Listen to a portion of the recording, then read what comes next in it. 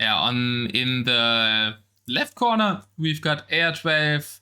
He's also a good RM player, originally an RM player, around 2K, 2K1 level in RM from Germany. And he started playing DM, like I think around 2 years ago. For DM, he's also in my clan, the Valhalla clan. And he technically, like style-wise, I think his start isn't his strong suit. He's way better late game. His micro is really strong, and his army management. Also, his good early macro. He's not that great at closing out games early, but he's good at surviving and good at managing to win at the later stages with good economy management and then superior micro of siege units. Zaryab, on the other hand side, a veteran player from Pakistan who's played since forever, probably since Zone days.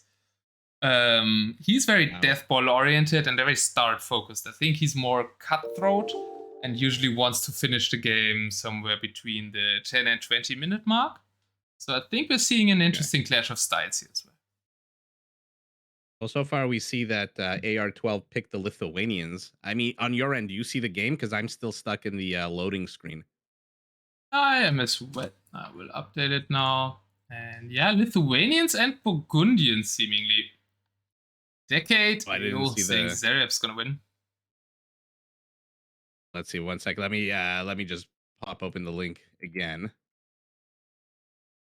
I don't know if it's refreshing on my end. Unable to join game. No slots available. Okay, that's yeah, that's because you had the 0 and not the 1. Let's see now. Yeah, I see Lithuanians and Burgundians. Oh, and it's okay, dying. Here we go. No, it didn't. Nice. I don't have the mod. Are you in? Shit. You see, I'm in. Okay, I will be right there. Okay, I'm gonna up in capture age. Oh, okay. So we're defending the wonder. It seems like. Oh, really? We're starting the first format to defend the wonder generation. Oh boy. Yeah. Oh boy. All right. So game number 1. Let's go. Let's see what the map looks like.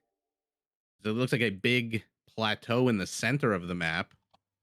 Paladins for both players. Okay. We'll see how well the Lithuanians do with paladins to start with without any relics. Gold in the back for AR12. Gold positioning for our Burgundian a little bit more exposed. I like that there's small forests around the map, which means they're gonna have to be very mobile with their lumberjacks. They're gonna have to keep moving around a lot. There's not like one giant beachy style source of lumber, but okay. Okay, he's building some halberdiers. Movement speed 10%, I think, faster, right? I'm almost there. You keep casting. I'll catch up to you. Okay. Okay. Yeah, it looks like they're both going for the roughly the same build. Paladins, halberdiers at the moment. Both of them surrounding their structures with castles. A lot more castles for our Burgundian force. Want that shock attack. What is it now in deathmatch? Plus 29 that's going to be a shock attack for the fully upgraded Fusilier. Yeah, it's amazing. Don't ask me numbers. And let's see where the okay, yeah, sorry. Yeah. let me see where the relics are to see how screwed or how lucky our Lithuanian is. So he's got one relic right outside his base. And there's one in the center. And then there's a few more. Oh, there's one right at the edge of the map. That's so sour. So 1, 2, 3, 4. Why am I only seeing 4 relics? Is it possible there's only 4 amount relics? is random. Yeah. Can be less or more. I had a game with 8 relics some days ago. And yeah, if you're not aware, these defend the wonder things can actually lose you the game. The team was, even though I had some doubts, unanimously for keeping them in. It's a bit goofy, but it regularly doesn't play a role, and it's a really big monument. Oh yeah, it looks like a lot of fun. Let's take a look at the HP. 5808, so not a lot of HP. Good amount of building armor, 6. Pierce armor 12, so or rather melee armor 5, pierce armor 12. So you're not going to take it down with archers, basically. I probably won't come into play. What will come into play very heavily here is the middle hill. I see a big central hill on the middle of the map, and whoever controls it will have a lot of map control.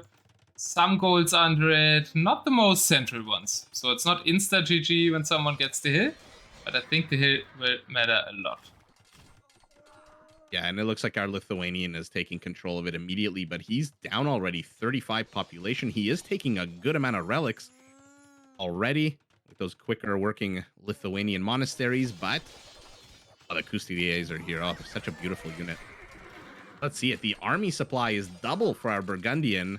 Our Lithuanian's still building his army up, but seems to be housed at 100. Ay, ay, ay. He needs to build more houses, to build some more castles. He's just now starting to construct the back of his base. And it's hurting quite badly. 130 army to 70, but they're pushing under 2 castles now. So I think we'll have to retreat to some. Yeah, he'll have to retreat. What's happening on the left side? Some raid for Zaryab coming in. You can hear I'm catched up to life now. And could be some decent raids. Stop the economy development there for AR12. Yeah, he managed to get a whole bunch of halberdiers, which are basically they exist to die.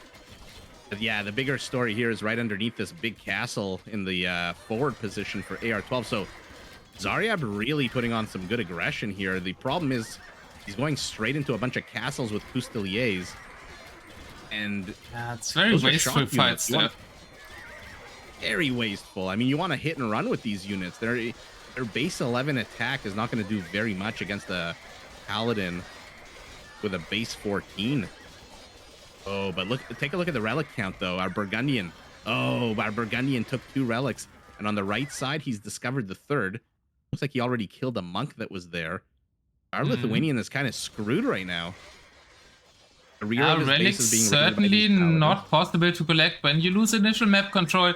I'm not surprised that like Zaryab here gets a bit of the better start off. I think I would rate Zaryab start over AR12s.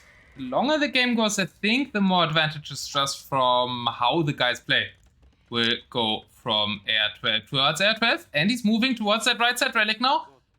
Kusir and Halberdiers out of position. They patrolled out of position. Oh, but the monk is running into it. Oh. No.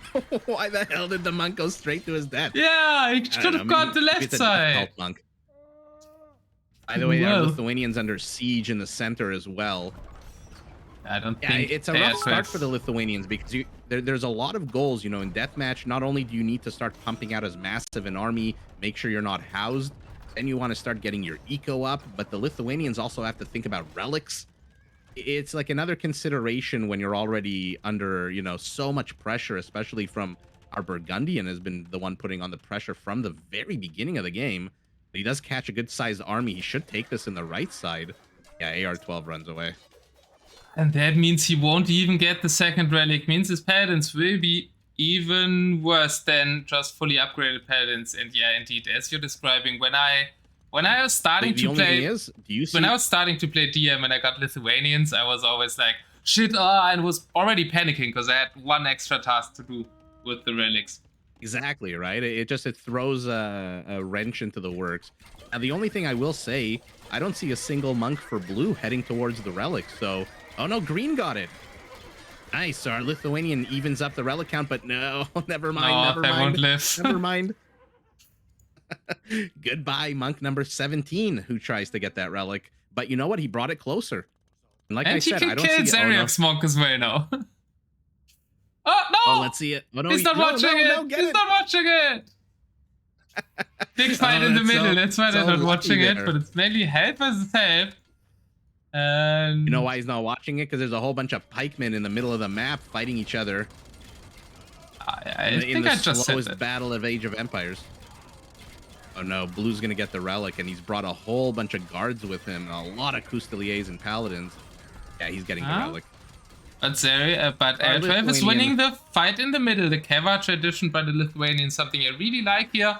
Lithuanians don't have perfect Cav Archers, but quite good Cav Archers, and Cav Archers are a good unit against the Burgundian composition. AR12, though, doesn't need to let his 4 cannons alone there in the middle. Oh boy, the Corsairs are gonna come, and that will be very costly for the German. Yeah, that's what is that? 1,700 resources down the toilet. On the right side, also, he's closing. He's got to micro his Cav Archers a little bit better. But right as I say that, the Cousteliers on the right side jump into a bunch of halberdiers. Oh god, both players just slamming into each other. I love it. Now Blues. Yeah, this is shaping up to be. It's shaping up to be a really good game. I think we have a good showmatch at our hands with 2 very evenly matched players here. Look at the idle villager count for green. Not great. He's ahead in villagers, but the entire lead that he has is all idle villagers. Raids on the right side, idling the villagers there. And that castle is stopped, and can be an important position, right? There's a gold and a stone there that Zaryab could take away. You know, AR12 is doing a good job pulling Zaryab into his castles. These castles for the Lithuanian, already 33 kills for the castle in the center of his base. They're doing a good job. Coustelier is wasting their time on that unfinished castle. Looks like AR12 also got his economy up on the left side of the map. Oh, by the way, AR12's got a bunch of units on the top left of the map. 4 or 5 late chai. They're kind of just hanging out. They're not really doing too much. At least denying the stone mine somewhat. Maybe there was a relic earlier, but he arrived too late there or something. But yeah, it's quite a big stone mine there. So yeah, that's a lot. That's 6 patches of stone. That's a lot of stone. Cav Archers are moving forward, but yeah, Cousteliers are gonna. You're right. I like the addition of the Cav Archers here. I mean, look, if I was in AR12's position, my army was half the size of my opponent's. I don't know that Cav Archers would necessarily be what I would build, but I think he's babysat them quite well. They got 37 kills. He's out of gold. You jinxed him. You jinxed him. You jinxed him. He's losing them all. No. Oh, shit. No, he's losing them all. Oh no, AR12. AR12. Oh, I'm sorry. You should have said that. Or Trebs coming in right as the Bombards get out of position, too, on the right. They should be on the left. Starting to spam halberdiers, but he can't even spam halberdiers. He's got 36 food. Oh boy, also a raid on the left side now. I feel like this is beautiful play by Zaryab, pushing on 2 fronts. Yeah, this is mobility in full swing here. I mean, the Lithuanians are mobile, but yeah, not this mobile. Okay. And when it comes to 2 mobility-focused Civ, the Pakistani is reigning supreme in game 1. Nice. That was a really fun game. Absolutely. Fast-paced action, exactly what we want to see. Yeah, this is perfect. But neither player at the end of the day got the wonder of the other player. So the wonders are the real winners here. They still stand. Oh. And by the way, did you click on the alpacas? If you're still in the map, click on one of the alpacas. Oh yeah, it's Alfred's. They're talking. He's got a little crown. He attacks on a 120. So he's the strongest unit in the game. Besides the Treb and the Bombard Cannon. I love Alfred the alpaca. Awesome. So, Otter, what happens now? I should exit Capture Age, and then they'll post the link to the next game? I don't need to exit Capture Age, but they'll post the link to the next game. Let's take a look back at the draft and mark down the civs. Burgundians actually last choice for Zaryab that he won with here, and AR12 lost with Lithuanians, his 5th pick. So that's also really good draft-wise for Zaryab. And I forgot my scoreboard. Yeah. And he got rid of the Lithuanians, which potentially on a map with more relics could be a real pain in the butt to deal with. True. Not a bad Civ to knock out in the first round. We got a code for the second game. Okay, perfect. Hopefully I load in live this time. That was a really good start to the show match, I think. Zaryab is that was looking a quite hot. great opening volley. Wait, I see AR12 as the Lithuanians again. That can't be right.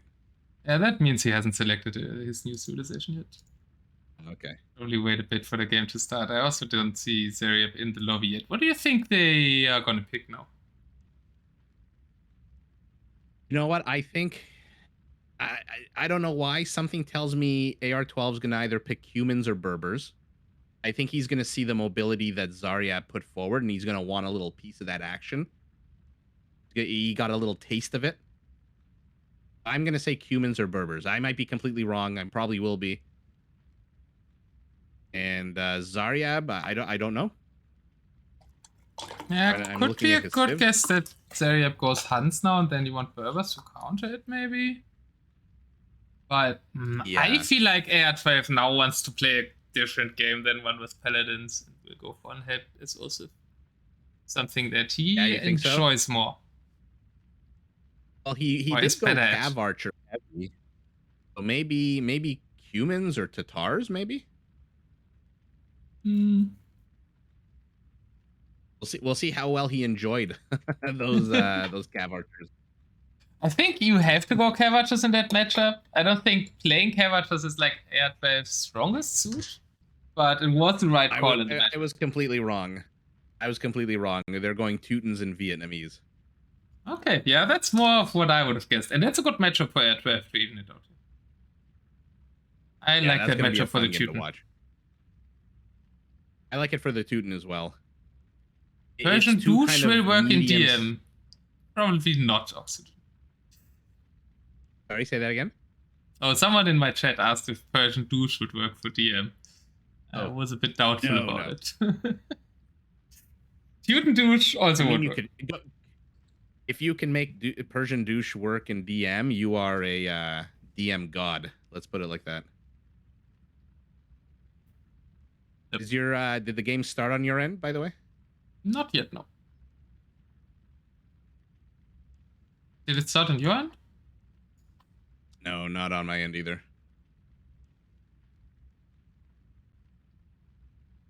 I guess it's the 2-minute delay, right? Last game sounded like they didn't have the spec delay on. I'm actually asking them to do spec delay for the next one.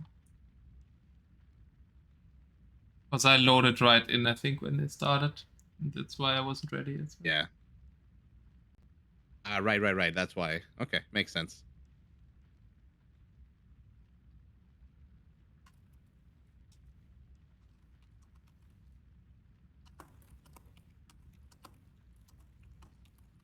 I'm interested to see the map.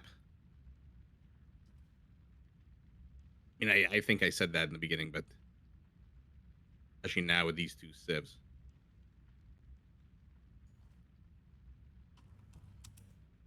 See if the fresh. Yeah, so why do I like Teutons against Vietnamese? Vietnamese usually want to go bad match ID. I think they're restarting with maybe? Different link? Maybe, let me see. Thanks for all the follows, guys, by the way. I won't, because we have a co-caster, right? My co-host Cast of Empires here, so I won't be able to react to every follow, but I see that there's a lot of follows, and I'm very happy about it. Thank you, guys. The game went invalid for me for some reason. Yeah, I think they are rehosting with spec delay, because I reminded them about the spec delay. Right. Okay. Well, assuming they pick the same civs, I mean, how do you go wrong with Teutons? They don't have treadmill crane, so their start is a bit slower. But yeah, Vietnamese, what do they normally want to do, right? They want to do elephants and red archers. And then there is great halberdiers and siege archers. Should do quite fine there. Yeah, the Teuton siege onager is just gonna have a field day if he. You said that he likes to micro his siege. Yes, he's very good with microing bombard cannons and siege archers. Okay, so we're definitely gonna see siege onagers then. Yeah, I mean, the elephants are fantastic, but by the time they get to you, they the Teutons can pretty much knock them down.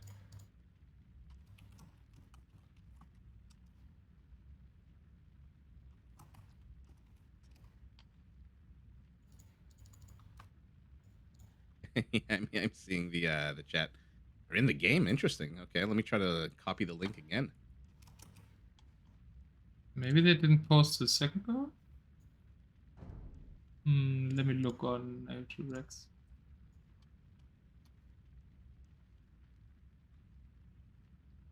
It's telling me invalid match ID again. Yeah, me too.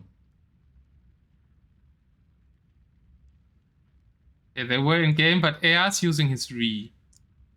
Don't know why. But there's a new code. Oh, there's a new code? Okay, perfect.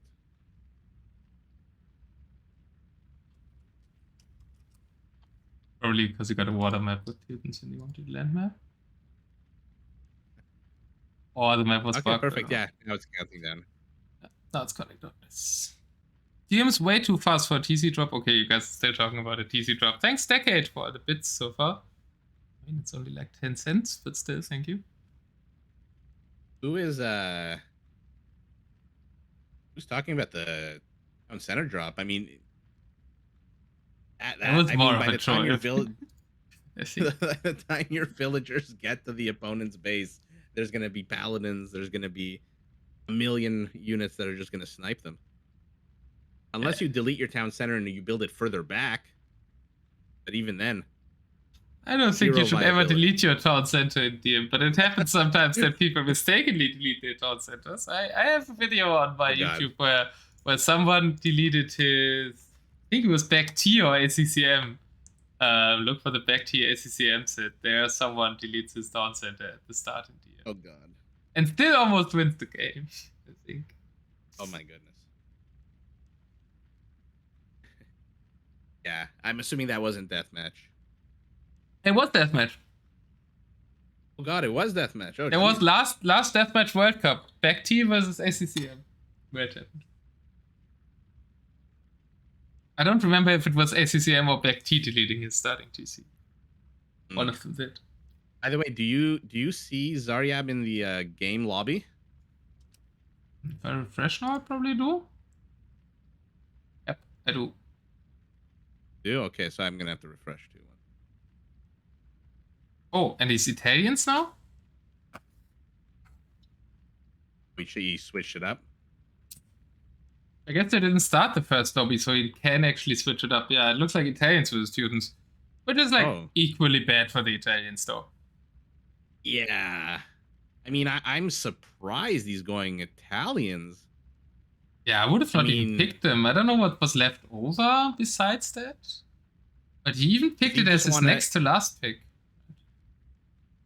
Yeah, I mean, the Italians are fun. If your opponent's going, Hindustani, they're a fantastic civ.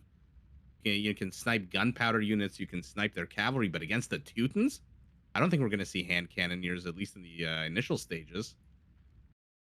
Let's see. Anyway, let's see how the he plays it. And it is a land map. And we're starting quite close. Very close. I love that there's a lot of wood on the sides.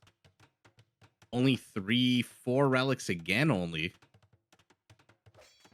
Let's see. Our Teuton going heavy on the infantry. 4 stables?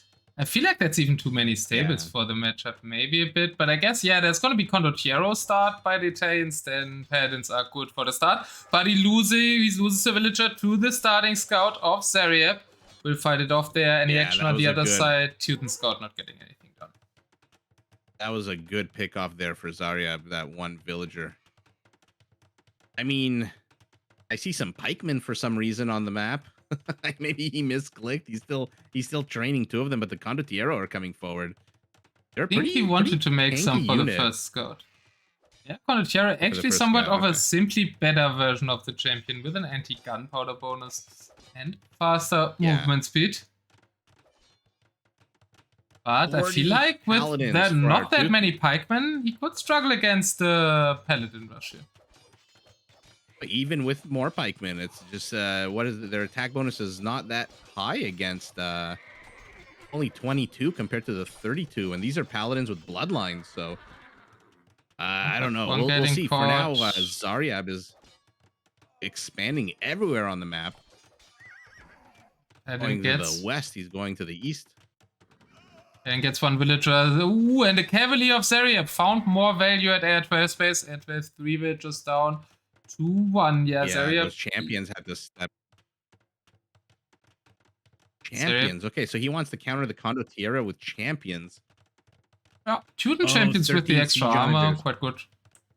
Yeah, they were going to do quite well against them. This is going to be a very hard matchup for Zaryab, which is I'm pretty sure, which is why he's already expanding everywhere.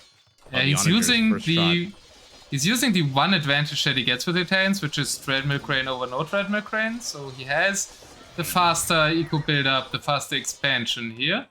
He's trying to get these castles up to delay the Teuton as much as possible from getting to that Paladin, Elite Teutonic Knight, Siege Onager, Death Boy. But that will get onto the field here, I think, and if can snipe the builder there. Will do so, will stop that castle, potentially even the TC behind it. Only the castle, but that's already Paladin force heading north. Oh, now they're heading back south. Not too sure what the point of that was. But now the Genoese crossbows are out, which means that these Teutonic paladins without husbandry they're dead. There's nothing that they can do. By the time they close in, half of them will be dead with these how many is he going up? 51 of them. Okay. How do you think our Italian is going to deal with these siege onagers? You think he's just going to train hussars to try to snipe them? I think hussars and bombard cannons are your options for dealing with them. His front siege workshops were a bit too optimistic, wanted to go for the quick kill, but they are being taken out. Yeah, and remember the Italians, their 20% cheaper gunpowder units are going to come in handy. The Teutons, no real discounts. Although AR12 has mixed in a few bombard cannons of his own, which have taken out. The problem for our Italian here, he's got to delay these castles because the castles with crenellations, with the 13 range, they actually outrange his bombards. Oh, that was nice shot on the onager shot. Yeah, but he's losing a lot of onagers for it. Yeah. Oh my god, he lost his entire onager force for that. Oh boy, and that means the Cavalier can potentially snipe the trebuchets as well. Well, we'll get one. I don't think it will get two. Yeah, one's enough when you've sniped all of those. I mean, look at the gold count of the players. Our Teuton's already blown his entire bankroll. Our Italian still has 3,000 gold. Lands are the cheapest. And now he's facing infantry. Yeah. 20% cheaper hand cannoneers right now would absolutely wreck every single thing that our Teuton has. But he's going in with... Where are the siege onagers? Where are they, actually? You're right. Okay, they're moving in. Blue's got a little force to the left side, but man, Zaryab, 16 villagers on stone. AR12 doesn't have a single villager on stone. He's got to get those crenellation castles up ASAP. I think his most powerful units here are the castles and the onagers. Everything else kind of dies to the Italian army composition. He's got to be a bit more aggressive, AR12, I think. I think he can do a slow push there through the middle. That's what he's trying to do right now. As long as they're fighting in one spot and he can protect his siege, it should be good for him. But don't lose the bombard cannons to the Genoese here. That's exactly what he's going to do. Okay, he loses one. Nice splits by Zaryab. Not eating too much bombard cannon fire there.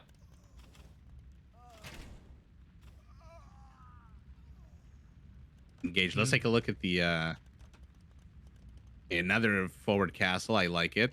Army count's very similar. Both players already at 200 capacity, but our Teuton is 40 supply behind. Doesn't really have that farming set up yet. Only 8 on food. Nice Condottiero there right on the right side where the farms are not protected by a castle. AR12 probably should wait with the push. Okay, he gets a treb, but there's how many more behind it? Oh my god, so many trebs for blue. 4 trebs already. Like 3, never mind. Can The he problem here kill for the our traps Italian of is Zaryab? our Italian literally has one unit that can engage into these castles, and that's trebuchets. Nothing else can engage safely into these castles. It's just yoinking some bombard cannons there. In DM you can do that because I feel like the castles often target the units in front of the bombard cannons and you have to manually task them to the bombard cannons, so Yeah. you can even get some shots in. Oh, I Here, a hope bit of dodgeball. Zaryab has to repair these bombards. Their HP is terrible. Send one villager. Oh no, the siege onager is creeping. Okay. Blue has lost all of his trebs. He's got one treb left. That's not great. Probably means he won't be able to get rid of that castle. Is quite pushed back into the corner. Big problem because he does need that farming eco else the Teuton, and his farming setup isn't looking too beautiful. I like the castle that he's making on the right. Could be a bit more front on the hill maybe, but will protect the farms there. That'll secure a bunch of land. Needs to get that food numbers up because he's down on food a lot and needs the food units as a meat shield here for his siege. He is down significantly. Where the hell are these 112 villagers that Blue has? I see 40 productive villagers. He's got 51 idle villagers for a second. Oh my goodness. Where are AR12's villagers? A lot of them are trying to take gold at the front. Oh boy, does he not have any golds in the back? Is that his only gold in the front? Well, he has one in the right side corner. But all his gold villagers are super exposed at the front. That's why they were all idle. Oh wow, he's got some gold in the south as well. A nice 5 patch of gold that I don't think Zaryab has seen yet. He's got a monk in the middle of nowhere. It looked like he was about to get relics, but no. And now he's being raided at the castle. I mean, he's not paying attention. He's losing so many villagers.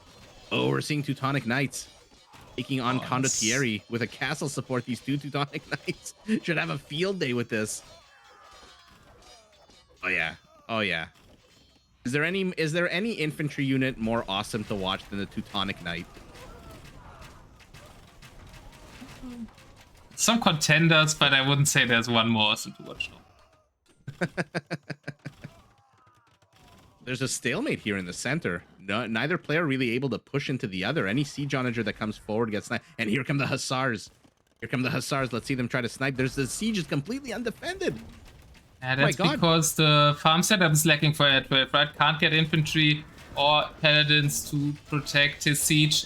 And if he loses this position with the both big gold tiles there, it would be central for Zaryab to win the game. If Zaryab can somehow get rid of this castle and get rid of these golds, aka mine them himself, AR12 will be in a big predicament. Yeah, he has that back gold still, but that won't last forever.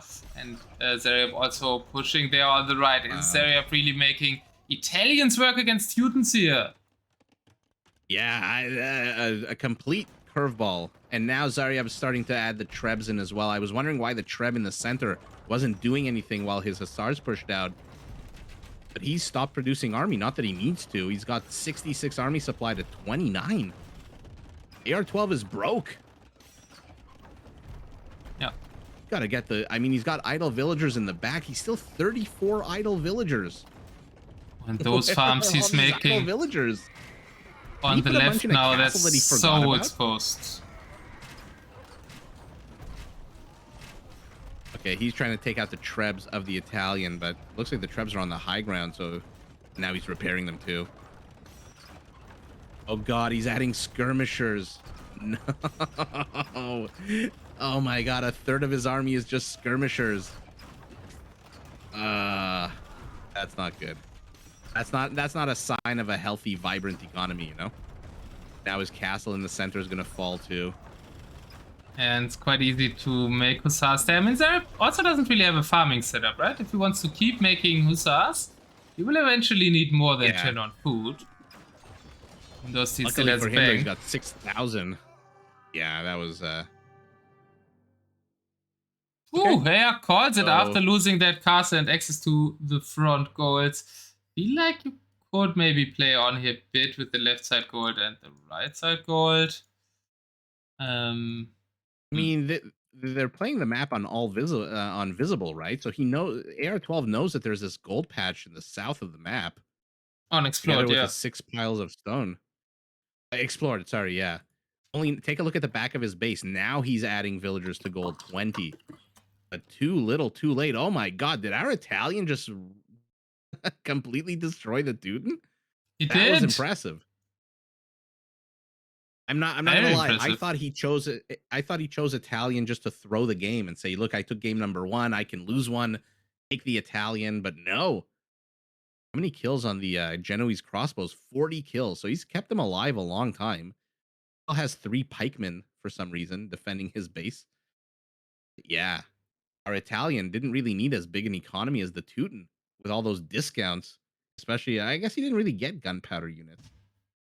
Yeah, Oh, but he never mind. just I retract my statement. he just didn't lose much, right? I mean, he was mainly fighting with Oh, siege and some hussar, and he kept his genbows alive beautifully. So that's how you don't need that many resources. paladins in And the beginning of our Teuton just melted. Zaryab is famed for his unit control, and he pays a lot of attention to Yeah, that, and can win without I could eco see. for I that mean, reason. no, and our Teuton has a bigger economy, 109 villagers to 100, but right before the game ended, 39 of them were idle. 0 of our Italians' villagers were idle. 39 idle villagers. So it's basically 100 villagers to 70. And you're already down significant amounts of resources. Yeah, and Zaryab has like Yikes. 10k more res collected as well, right? So his economy was working smoother. I'm happy he went Genoese crossbows. That's such a fun unit. Oh yeah, you liked them a lot, right? Oh yeah, the I Ninja saw that on Turtles your with their big tests. shields on their backs. Yeah. A lot of people underestimate. You see, I thought he would have, not that they can see each other's civs, but against the Persians it would have been quite nice to see the Genoese crossbow. But I mean, against the Teutons, it just wrecked them, and AR12 lost way too many onagers. Way too many. He built way too few, to be honest. But okay. That was a fun game number 2 also. Absolutely, but Zaryab absolutely in beast mode. I am getting worried for AR12 and towards a 4-0 here. Zaryab seems to be Zaryab that dominant with his he's bringing last 2 it. picks. Oh boy. What do we think he's gonna choose next? I don't know, but I have Teutons and code. Lithuanians are gone. He's gonna try something, maybe Chemisiv now. I think maybe Berbers or Tatasna. I was gonna say Berbers or Celts. He's gonna definitely try something different than the normal Paladin push. I mean, he didn't have much success with the siege from the Teutons, but the Celtic siege is a little better. I'm gonna say either Berbers or Celts, but obviously, no idea what the hell he's gonna pick. I'm surprised to see Incas up there. Ooh, Incas versus Huns. Oh, is that what's happening? That's what's happening. Zaryab wants to finish the set now. He's going Huns aggression. But Incas, I think, have what it takes. If they get to Kamayuk, then Huns struggle. Yeah, unless the Hun just like micros his cav archers for, you know, an hour, and then every Kamayuk is gonna die. Did they post the link to the game? Yeah, they did. Oh boy, look at the map. I'm already in. I'll start casting if you don't mind. We do have a water map for the first time. Like a lot of water on the outside, a lot of fish, a lot of movable terrain, neutral docks in the corners that you could trade with as well.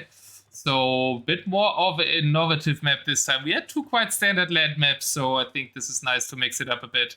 And the Huns have a short push distance here, which is gonna be dangerous for the Inca. Early castle there, I like it for AR12, but maybe a bit closer even. Second castle, yeah, we want to get to Kamayuk here. The sour spawn here for Zaryab is his 2 additional gold piles are right in the forward position. They're right there. So if AR12 can put some kind of aggression, and in my opinion, Inca's not exactly the civ that you want to put a massive amount of aggression on. They're more of a, you know, sit back, defend, wear your opponent out kind of civilization. But if AR12 can put on some aggression, he can lame these gold piles, and all of a sudden Zaryab is going to run out of gold. There's not that much gold on this map. It's true. I don't think this can go too late. But I think the Huns have their like 10-minute window where they can push, and Zaryab is rushing right now. And after that, I think Huns struggle against Incas. So then Incas can push maybe back all that way that you just described. And he's already got Eagles out. He's 85 Cav Archers in production, 53 Paladins. Yeah, you're right. He wants to end this yesterday. And all our Inca has to do is hold. Because with what are his units now? 30% cheaper in terms of food cost? With that new patch, the last upgrade, 30, 35? I think 30. You're asking me numbers again. But I just wanted to say that AR12 needs quick onagers here against the like there will be a lot of siege ramps with that push for Zaryab most likely. So quick siege workshops are needed, and it doesn't look like AR12 is getting his siege workshops up. That is worrying him for him a bit. He can hold this with the 2 castles, but eventually he will need quick onagers against the ram train that Zaryab's starting to build. But only 2 in the queue. Needs to DQ some Cav Archers there, Mr. Zaryab, in order to get Rams out. So I think that will be central. Kameyuks already coming in, and Kameyuks can deal with Paladins and Cav Archers quite fine. Also, strong Pierce armor on this. Also, a very cool infantry unit there. The Incas are super fun. They're the quintessential counter civ. They're Eagles with that. Their Eagles basically have Huskarl armor. So the Cav Archers are going to very much struggle against them. They're going to do 1 damage. 1 damage to the Eagle Warriors. But the mobility here very much on the side of our Hun. And the aggression. He knows his gold is risky, so he's putting on so much aggression. And all our Inca has to do is hold, because yet again, one player is just out of gold. This time it's Zaryab. AR12 is fighting too far from his castles here. I think you need siege workshops behind with the onagers and fight under the castles, but he wasted too much trying to go forward because the siege workshops aren't in a great position. Probably some back siege workshops, even Cav Archers there in the back from Zaryab. Beautiful move. Trying to go AR12. Nice move. Trying to go for 2 dogs to intercept the push with some demos there, but I feel like that might be too little too late. Only 30 population to 160. There's the Huns for you. Insane. Look at the army count. Look at the army count. At this point, just sit back, build castles. You've got 2,900 stone. What is that, 4 castles? Just castle up. Try to defend against the Rams and hope that the castles do the work. On the right side, he's doing not terrible with his Kameyuks. Now his villagers are getting sniped. Oh, Zaryab is retreating temporarily. He doesn't want to lose his units either. He's got no more gold. He doesn't have enough siege to push right now. He needs traps, I feel. The demo ship. Oh, what a sour loss of the demo ship to kill 1 paladin and 1 halberdier. Yeah, the second one's coming in, but it's going straight towards Cav Archers. Oh, and now there's sour. 1 onager, but that is all AR12 gets, and the left side castle is being ramped down. Not much in the defense there. Kameyuk and some units, but no. Castle on the left goes down. Only 2 castles left for AR12. Yeah. Don't think that will be enough. No, I think we're going to see a 3-0 series here. Kameyuk's no bonuses against siege at all. So, I mean, they're good. Not exactly. I mean, maybe, yeah, he's building another castle. Now in the south as well, Zaryab is penetrated with 9 Cav Archers. He's picking off fishing ships. Oh, and the central castle falls. The trap. Yeah, I mean, it's 125 army supply to 36. I think we know which way this game is going. What do you think was AR's mistake here? Did he just not get enough infrastructure? Yeah, I think you need the castles closer and siege workshops closer. It's a bit hard with the 2 woodlands around him. But you want to, like, in order to stop the Hun push, which I think on this generation isn't that easy because the players are quite close. And Huns can always go for that, like what Zaryab did basically. 200 army instantly and try to roll the opponent. But I think he needed closer siege workshops to produce onagers and a bit closer castles, and maybe even try to survive the rush with the Let's Barracks in order to go for mass Kameyuks. You could maybe even think about a castle clump here. Castle clump with a lot of workshops might also be a way. But yeah, it's that Incan problem is how the hell do you deal with trebuchets without engaging, right? There's no bombard cannons. You can build your own trebs, I guess. do have siege engineers, so they do outrange the Hunnic Krebs, but with a huge body of Cav archers, there's really not much that AR12 could have done to get at these Trebs, which are the real problem here. Mars Onager cameo, right? But it's not that easy to get to it. The Onager tank inside. No, Zaryab just came out of the gate. I mean, he he needs one more game and then it's over. But yeah, he played the Huns perfectly. This is exactly how the Huns are supposed to be played. Immediate attack, non-stop aggression, heavy units, a nice mix of army composition. I would have liked to see more Rams. I have one criticism. Zaryab could have added more Rams. Like, he initially only made 2 Rams. I think that was weak sauce. Yeah, I think. You think maybe he was just relying. You think he was relying more on his Trebs? I think he just overqueued CA and forgot that he didn't have gold anymore for Rams. And also, by the way, if you look at the map itself, it looks like our Inca spawned in a depression. So the high ground here went fully to the Hun. I just noticed both bases are in a depression on the low ground. Well, wow, yeah, true, I see that. But we also have a next game code, so I will have to leave the game. Oh, okay. Oh, sorry. Yeah. Let's see. We have... Yeah, that hurt him huge to not be able to be on the low ground and having to face the Huns. That was not a great matchup. I think AR has to go Celts now, because he first picked them, and he's out if he doesn't win that.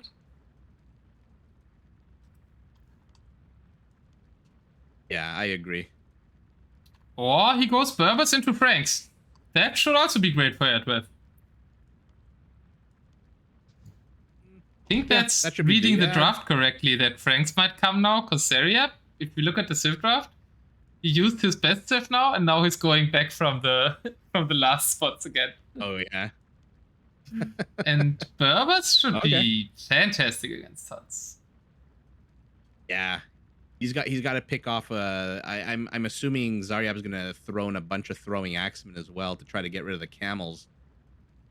But he's gonna have to pick those off. I'm assuming, yeah, we're gonna see a good mobility here from both players. Mm-hmm. 2 very mobile civs. I'm curious what their backup units will be. I mean, I'm assuming we're gonna see paladins against camels, but we're gonna see a lot of halberdiers probably from the Frank to offset the camels. Yeah, that slows them down a bit. Gonna be a fun matchup. I always love to see Franks. That's how I grew up in this game, with Frank Wars in the 90s. Let's see what the Franks look like in 2023. They're a bit worse because they don't have General Crane anymore. Oh, that's a close generation. One more close generation. So Zetnus really added more close generations. We had demands for more close generations. We uploaded a new map, and they are significantly closer today. So I hope the players are happy to see this. There is a lot of gold on the periphery of the map, by the way. There's a lot of resources.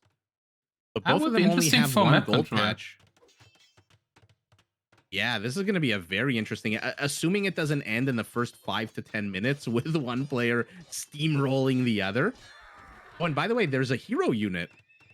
The Hussar is a hero unit. Oh, you noticed. True. So these are the black. The black. Oh, interesting. Oh, it does get taken out, so it wasn't too OP. Yeah, I think if the game doesn't end in the first 5 to 10 minutes, we're gonna see a drawn out game with all these resources. I'm hoping we get to see multiple raids, multiple locations.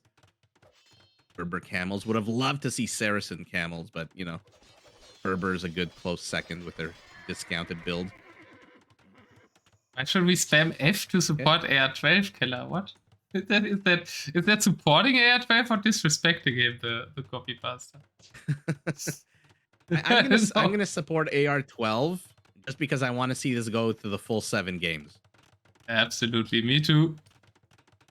Otherwise, it's Shell in an F. Shell to spam AR12. A camel's going after a villager, but it's definitely not going to get that villager. Oh, maybe it got it. It does get the villager. How the hell did the camel get the villager? Yeah, Wow. normally camels are pathetically Camels bad at usually killing absolutely wheels, right? terrible. I thought Army only supply Hindustani camels once. were great.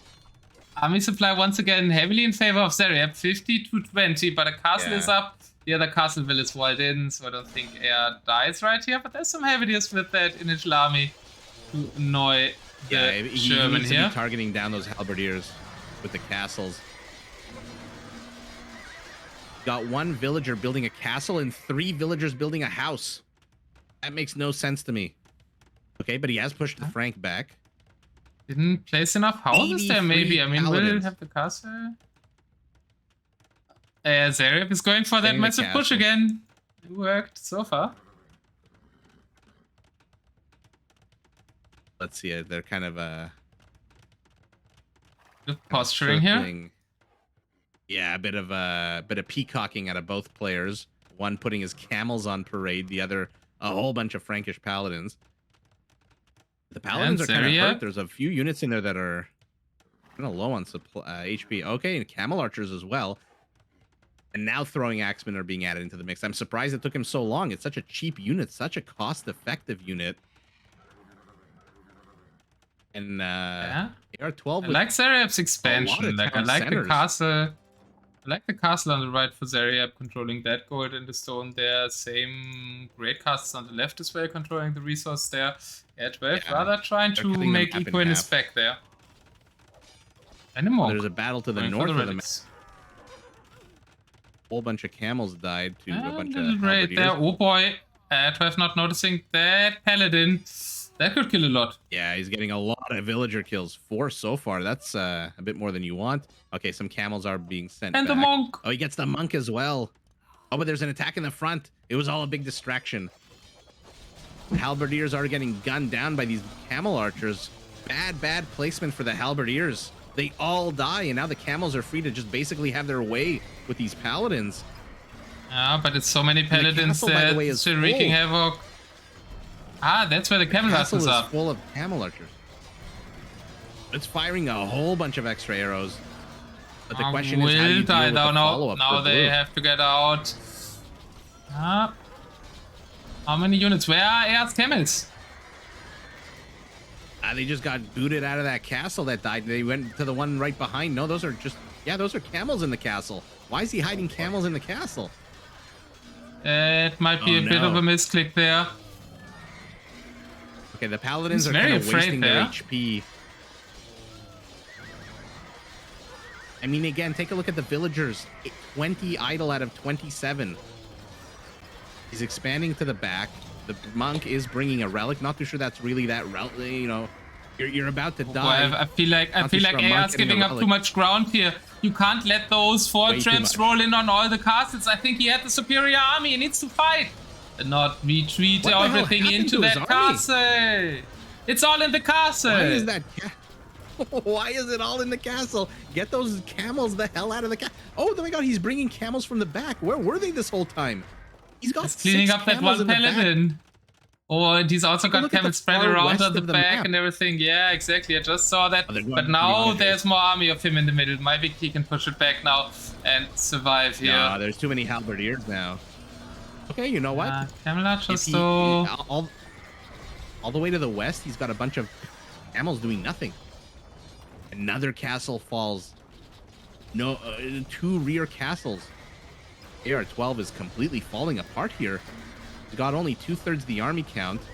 The camels will do well, but once the halberdiers show up and the throwing axemen as well. Oh, the throwing axemen are chasing the bombard cannons. But the castle should help managed to get rid of one. He managed to get rid of the onagers with his bombard cannons, but the bombard cannons being taken down now by some axemen. Main fight in the middle, halberdiers still dominating as the castles have all went down. Zaryab is being a bit wasteful with his forward paladins. He's only got 13 of them, and he's fighting under 3 castles and a whole bunch of camel archers as well. Oh, I love the siege workshop block by Red, but too little too late. The paladins close on the bombard cannons on the left side. Oh, but again, is Zaryab wasting too many paladins? He's down to 23. He does have 43 on gold already, though, so his gold equals already standing, and he's starting to develop a food economy, so I feel like he might be able to keep that up. And that would mean if he can keep that up, AR12 is likely to die. We'll lose another castle here. Just one trap surviving. Can he out-repair it? He has some villagers now. Maybe he can out-repair it. Can out-repair one trap quite easily. Yeah, against one trap, yeah, he can.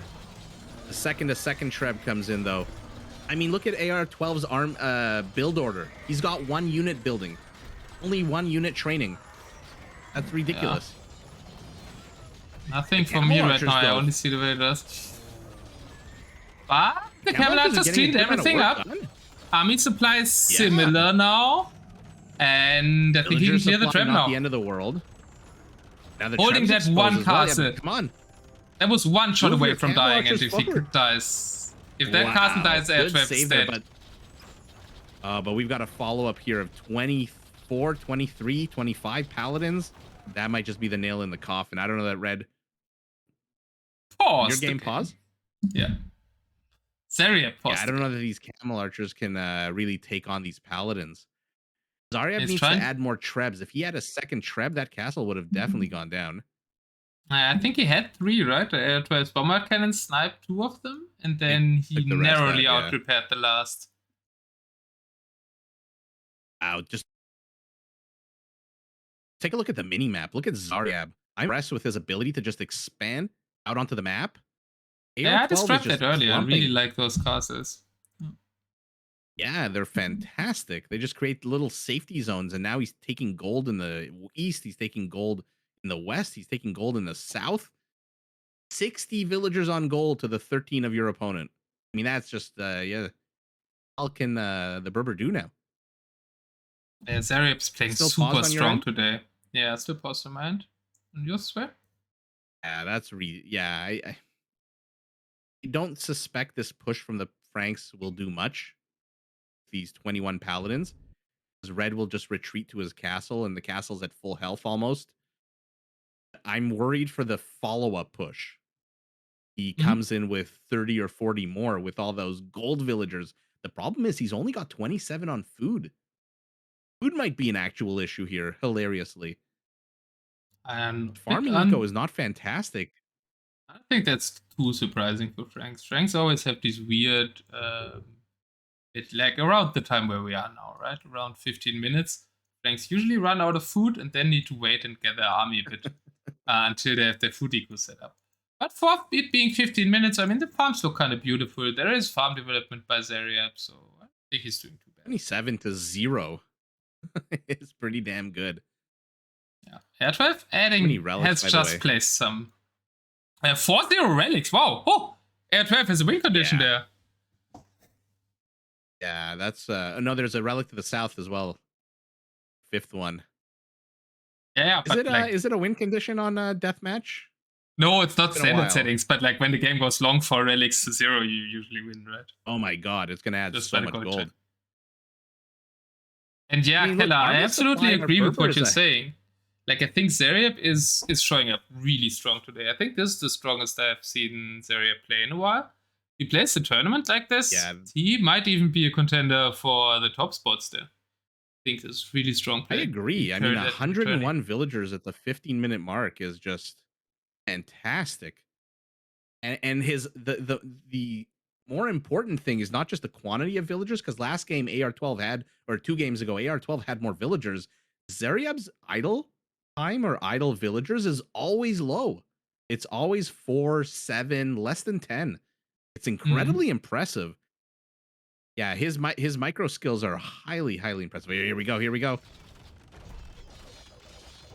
I think that push will get cleaned, right? We have some camels and some camel archers. Oh, for sure. That castle's at full health. There's only 1 treb. If he had a second or a third treb, maybe. But there's a bombard cannon lurking in the back there underneath the town center. But Blue notices he's going. He gets it. Oh my god. Where the hell? Jumping into the castle too much. Why is he garrisoning his units in the castle so much? Like I said, take a look at the forward position of Zaryab's base. He's got 18 fresh paladins. He's training 5 more. It's not that push. It's the next couple of pushes that I'm really worried about. And if Zaryab attacks the back of Red's base, it's GG, because Red has nothing. He's got a bunch of villagers. And no stone left. No castle. Going to stone a bit. You've got Yeah, 2 paladins are making their way west. But he clears the trap, okay, has a never mind. decent army now in the middle. That is okay. 40 to 45 units. Not terrible. 12 camels, 17 camels. He's got to get his food count up here. Okay, Blue discovers that little town center to the west.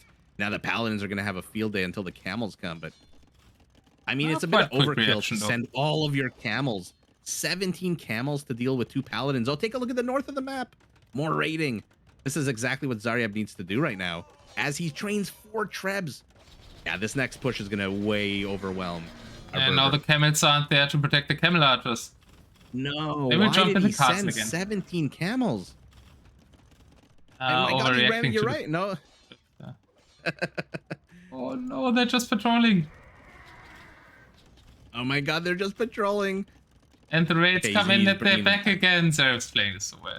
Oh my God, again, AR12, 34 idle villagers to the 1 of Zaryab. That's what kills me. Zaryab's... Oh, and another exposed bombard in the front.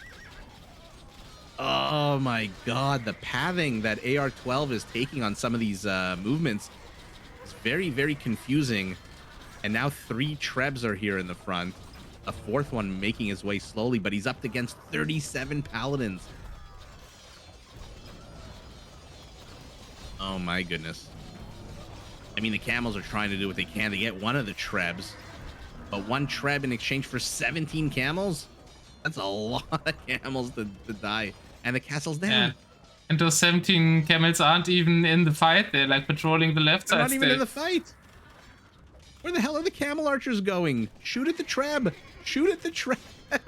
Oh my God. I think he's trying to evade the paladins. Things are unraveling for our Berber. I mean, he doesn't know, but oh my God, there's more raiding to the west. The paladins are back. AR12. The camels there now doing something at least. Corner. I mean, you know what? The choke points here at the front of AR12's base are actually helping him out.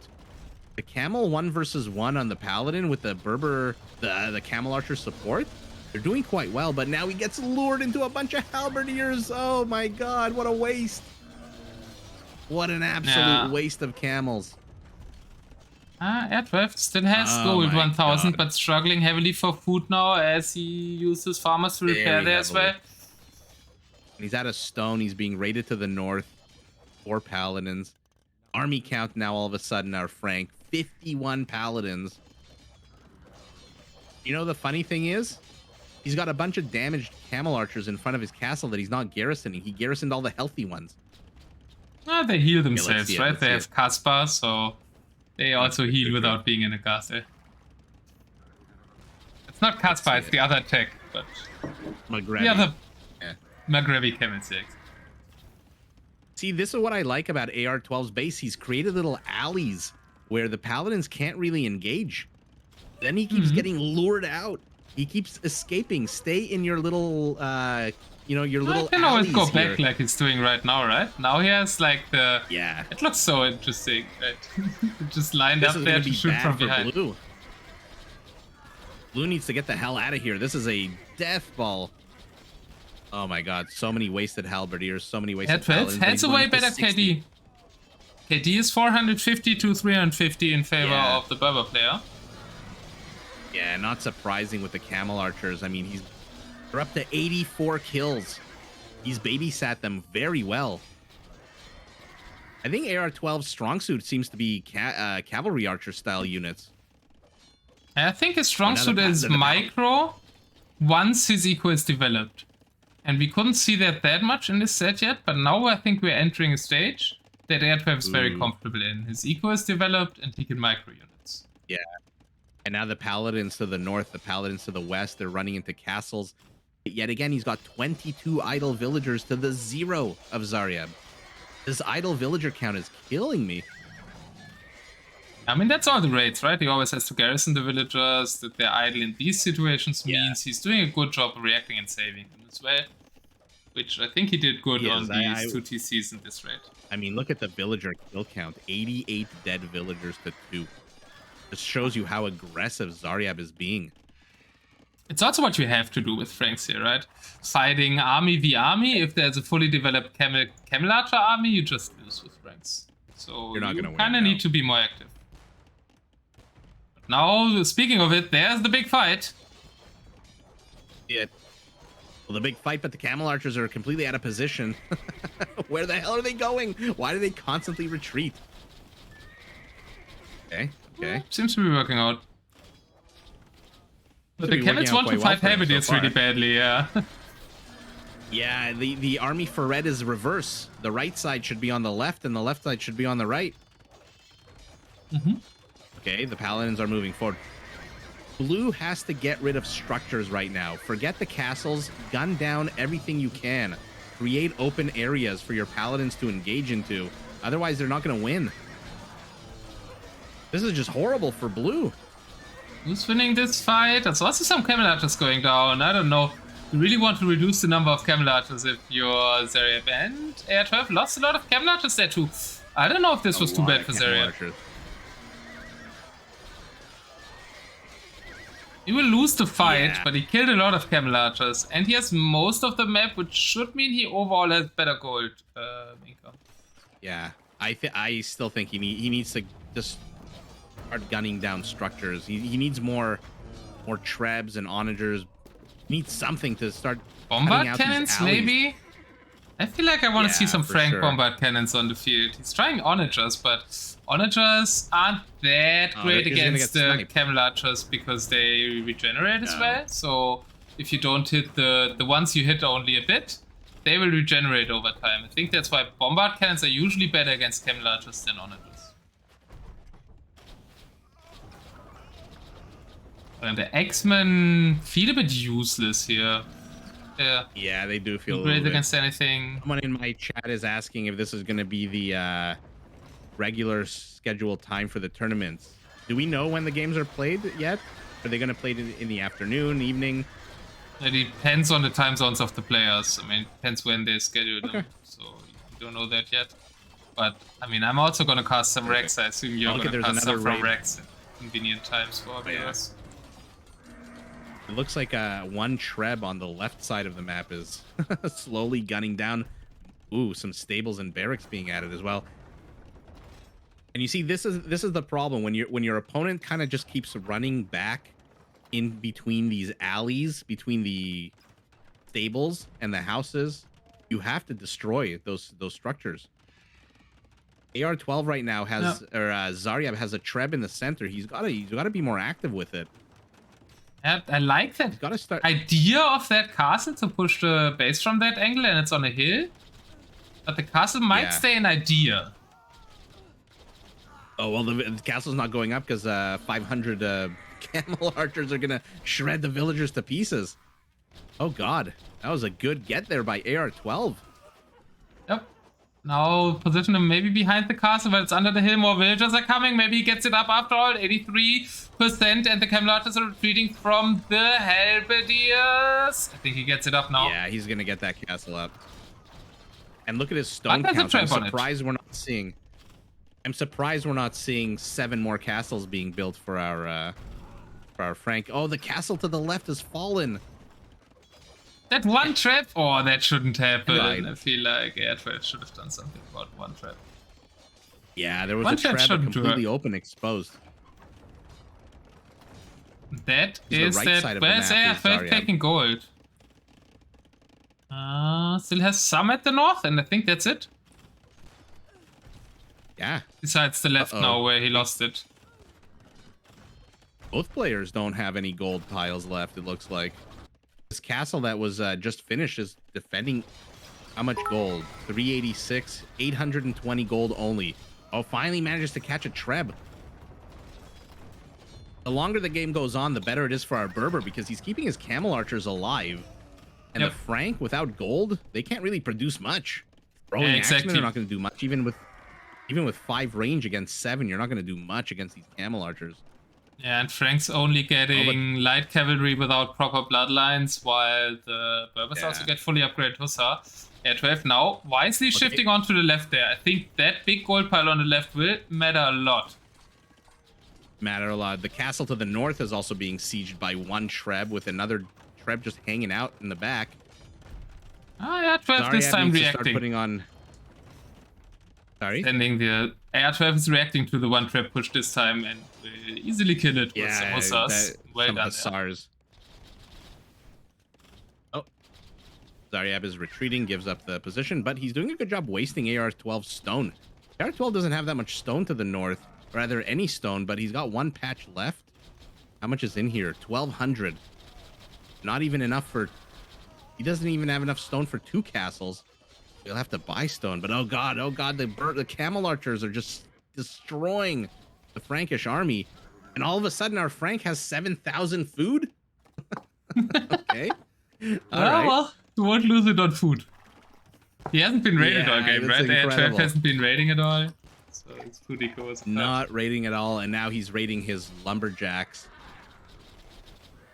Yeah, I think wood control might soon be the win con that's left for Zaryab. Yeah. Relix is 4-2 in the favor of AR12. He has a better late game civilization. I think AR12 is in a comfortable spot now. I think he's incredibly comfortable. His idle count is low. He's got more villagers, more army. But our Frank is back. He's got 2,000 stone. 2,000 stone, and AR12, when he runs out of gold, castles are going to be very problematic for him. Still has big engage in the stone for 1, maybe 2 more castles if he minds that all. Yeah. But 1 trap in the south again and the castle going up. Fighting over the, I think the main fighting areas now are the 2 gold piles left on the map. And a bit the relics of AR12 there, right? Zaryab was pushing for that monastery. Where is that monastery? Oh, it's in the back of his, no, he's got him, he's got his relics split up. There's 2 there. Yeah. Nice. Okay, so we're settling comfortably into a Treb war. 15 hussars on the way for our Berber. I mean, unless he's got a raid with those hussars, he can't take on and he can't fight, you know, face forward or whatever, full on frontal. He's got a raid. He's doing no raiding right now. 2 Frankish castles, but there's 5 bombards. And Zaryab now trying to do some raidings with trash in the north. Oh, the north is all, yeah, you're right. Halberdiers and light cav. Trap was cleared, but the bombard cannons are there, and I think the bombard cannons can clear the south for AR12. He has this way superior army there, and a good number of bombard cannons. Yeah, this is a lost position here for Zaryab. But he's in the back of the base now with light cav. He's idling 28 idle villagers. He's disrupting the economy. Yeah, Zaryab is playing this really smart. I think he's doing everything that he can do with Frank vs. Berber matchup. Also, this is an amazing raid. Yeah. But I don't think it will be enough. Out of the back. You don't think so? Yeah, the push to the west is just way too powerful. I mean, somehow both players have 100 army count. Yeah, they're both good in this set of the game. Exist. Yeah. Like, I think you can see that AR12 has entered a phase of a DM game now that he's way more comfortable in than the first 15 and now, minutes. Unfortunately, loses the castle to the north. But luckily for him, he got all the gold first. So not many resources left here. Yeah, north won't weather that much anymore, and he has he's making a castle under gold in the center now. He has the left gold under control. He lost his trap in the center. Our Frank sacrificed a bunch of light cav to get a bunch of trebs, and now our Berbers only got 4 bombard cannons. Where are they, by the way? Pushing there in the south, and that's a strong push. I don't know how Zaryab is pushing that, and there's a monastery. The 2 relics for Zaryab up for grabs soon. Wow. Yeah, they're right there. He's moving forward with a couple of paladins. At least garrison your paladins inside the castles for a minute. Let them heal up. Oh, he's going after the bombards, but the camels intervene. Yikes. Okay, he's buying himself time. Down army count. I mean, again, 25 idle villagers for red. Eventually, it's going to disrupt his economy significantly, but look at Zaryab's food count. Why don't you just build 30 stables and just start spamming light cavalry for the next 20 minutes? Yeah, maybe That's something crazy. that's like Zaryab could think about is deleting 50 villagers and going for a 150 army push. Exactly. Exactly. If you want to end this now, send all your villagers forward to attack buildings right into the camels. As the camels are distracted by the villager kills, send in 70 light cavalry units into your opponent's base. And he can't let the gold mining continue to the west. There's still a lot of gold here. 1,500 gold that's being taken. No gold at all for blue at all. He's going up the right side of the map, but there's camel archers already there. Yeah, our blue Frank has to do something pretty crazy at the moment. What are you doing, Oh, Kelar? Red is taking a bunch of engages in the center. He's losing Oh, camels. big Oh, and now the engagement. bombards are exposed. The bombards are exposed. Oh, that's a good fight for Zaryab, surprisingly. Wow, he loses 4 of the bombard cannons. Where's the 5th one? Oh, the 5th one is safe for now. No, there's Lightcap chasing it. Oh, Wow, what a fantastic engage. The game just got flipped upside down. But he lost the 5th one as well. Oh no, he's got 1 Treb left. And now the Treb is exposed. And bye-bye Treb, 10 light cav. Yeah, 38 light cavalry units training. Good news for AR12 is he's got all the gold on the map that's left. Whatever that's worth. Probably another 1,000 gold or so. Let's see how much is left here. 1,000 exactly. But he can keep producing like that Trebs castle. if he wants to. I think AR12, that looked bad, but I think AR12 is still in a fine position, and I really like the castle they just made to the right. Controlling 4 wood lines there. This might, with that fight, it could have been over there for Zaryab, but with that fight, it might go on a little bit longer, and wood control might matter. Oh no, he's catching the Frankish castle up, going up on the left side, or the center rather. He cancels the castle. Our Frank still has 2,000 stone. That's 5 castles worth of stone. He's saving it in like a strategic. Yeah, he's saving that for the wood control game. He wants to take it to wood. The halberdiers are moving in. The Treb is exposed again, but they're not going for the Treb. AR12 being very, very risky with his Treb location. I think AR12 should make a champion switch. Oh, that would be, yeah, that would be fantastic right now. He's making barracks, so I think he's thinking about it. Yeah, he's doing it. And now he's starting to raid finally. No, never mind. Backs away with his Hussars, sends only 3 forward. I love that all champion switch. All switch. are gone. Yeah, it's but what do Franks do now against champions? Yeah, they have throwing X-Men, but I guess we have throwing X-Men. I guess they actually have an answer. But the camel archers can take them out so easily, right? Yeah, the camel archers are really the problem here. And now he's getting another Treb. AR12 raiding finally! For the first time in this set, AR12 is raiding. Okay, we got a big battle here in the center. I mean, look, you're throwing away trash units for gold units, which is never a bad thing. AR12 is out of food. He's out of food. Oh my goodness. But so is Zaryab. 7,000 has become 1,400. Both players banking a lot of wood. If that mattered for anything, maybe, but... Another push there and a big fight on the right side. Bomber cannon position. Taking out the trip. AR12 will save his class. Very risky. Nobody gets the trip and now hides it behind camel archers. Yeah, fantastic fight here for AR12. I mean, the kill count, look at that. 1,100 to 800. He's just being so much more effective with his units. But there's a big light cavalry push on the left side. Oh, there's an exposed Treb. Let's see if he notices. He does not notice. He goes after 1 Treb. Will he get it? Yeah, he's going to get it. Now there's a second one. Oh, no. And now he's besieging that castle. AR12 again, 20 camel archers. Why does he keep putting his camel archers into these castles? And they add arrows. I understand. He doesn't want to risk them, I think, and he wants the extra damage output. They actually do more damage outside the castle, but it's riskier for them. Yeah, much riskier. Look at the villager kill count, by the way. 4 times more for our Frank, who's now also out of food. And AR12 now has 10,000 wood. What the hell is going on in this game? Villager population also AR12 only at is- 80 for Zaryab, so he's trying to go for with a a bigger lot of idols. army, but his food count Doesn't have the won't be resources as high for it. again, right? Yeah.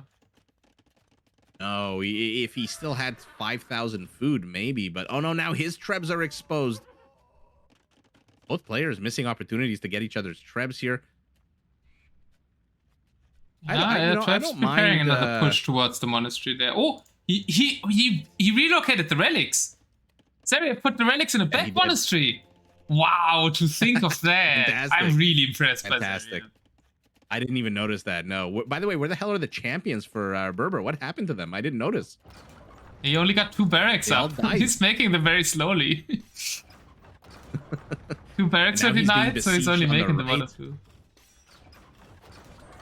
How is our Frank still sitting at 2,000 stone? How does he have 12 stone miners? Where is the stone that is being mined That's a good question. For blue? Where the hell is it? At the right.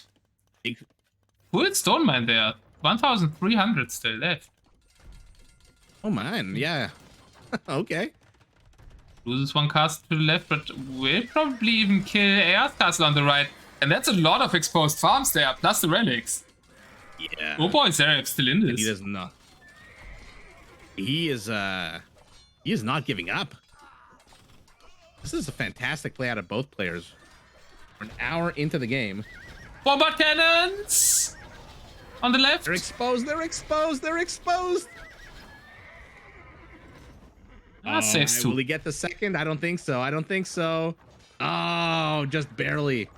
I think you might be a little bit behind me. Try speeding up maybe a bit.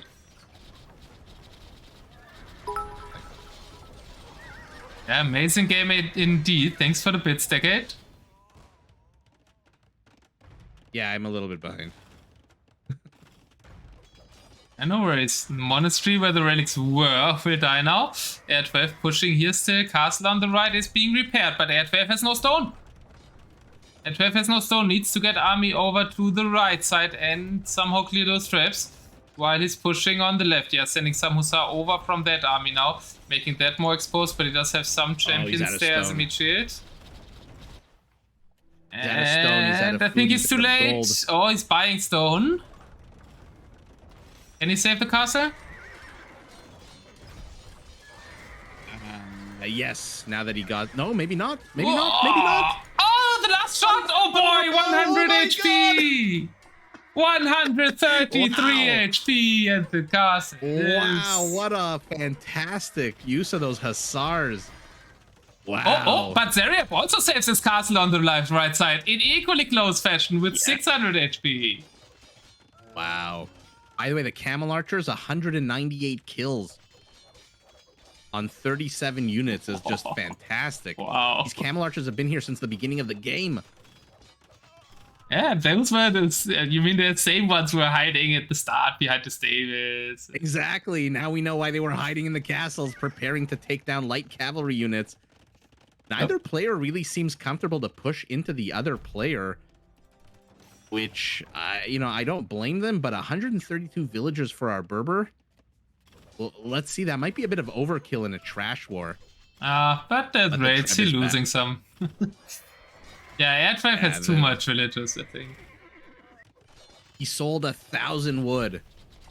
So he could afford stone, and now he's out of stone again. But the Hussars... Man, you need a lot more halberdiers if you want to defend your Treb. You can't have 15 halberdiers and one throwing axeman. The thing that's making the game a bit longer, or like enabling Zaryab to hold this and push back every time again, is his stone count, right? He can always make, like the castle he's making right now, he can keep making these castles as launch points for attacks. So he can keep Sorry to interrupt. Look at busy. the left side of the map. Oh, the left side of the map is a disaster. 51 idle villagers. Oh, he's completely gutting the economy. Red's sending Hussars of his own. Red's also raiding now on the right side. Also exposed farms there for Zaryab. Franks thinks when you can build 500 castles for the price of 2, says Huggie G. Yeah. Indeed. They are just trading blows. Army count identical. Villager count. Our Berber, de-idle your villagers. I sound like a broken record, constantly mentioning idle villagers. But the disruption that Zaryab is creating is just AR has a great raid too now, right? Look at the monastery where the relics are, and that TC, that's also an amazing raid. And yeah, the back is like Zaryab has all this stone, but no castles to protect his farms. None. And now AR12 knows where those 2 relics are, by the way. So he knows where to go. Oh, we've got another raid to the left, but there's just a castle here with 8 villagers. He's attacking an outpost. Yeah, it's not the central farm eco anymore there. Like, I feel like Zaryab should maybe invest 1-2 castles into his farms. Yeah. Like, make one next to the monastery economy, and one where the wood and food eco is that's being raided currently. Oh, and he might lose a treb. No. Oh, he saves the treb to the right. Or maybe not. Yeah, 12 also has the trap prepared there for a push. Where are the camel archers? On the left, shooting at the barracks. Okay, they'll get it eventually. 241 kills is ridiculous. Okay, they've moved on to some villagers. Both players raiding. Light Cav are dead. And now blue isn't training any more units. Nice. That's it. Are we going to see a GG? Yeah, he's trying to repop builds, I think. 74 villagers. And he's trying to get over 80 again. But that might be a good push moment for AR12. To trebuchets, the camel archers going to the right. And is that side that important? Right I guess there's wood control to gain a lot.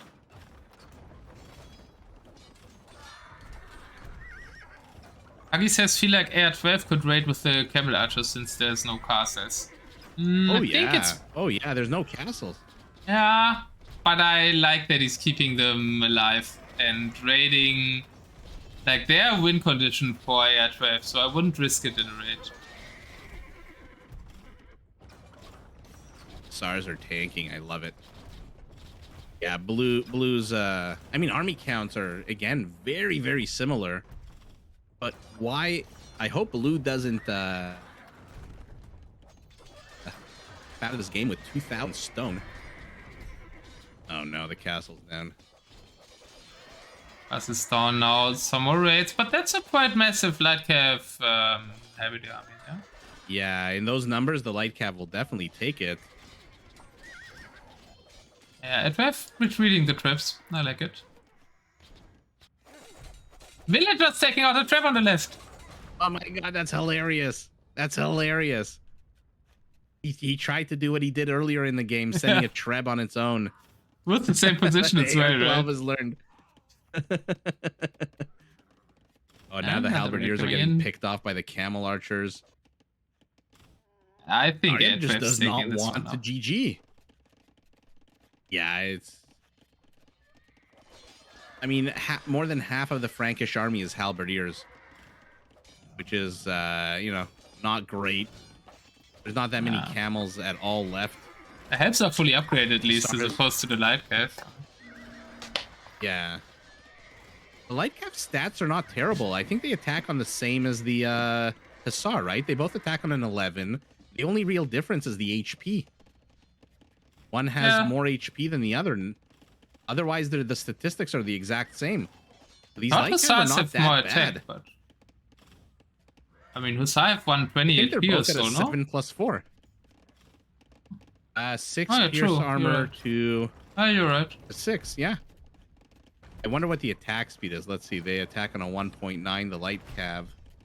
Sorry, I always focus in on these details. No, the light cav actually attacks a little bit slower.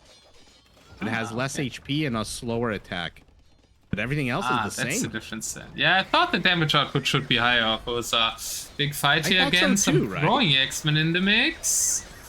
But I think the castle was very good. They're in the middle.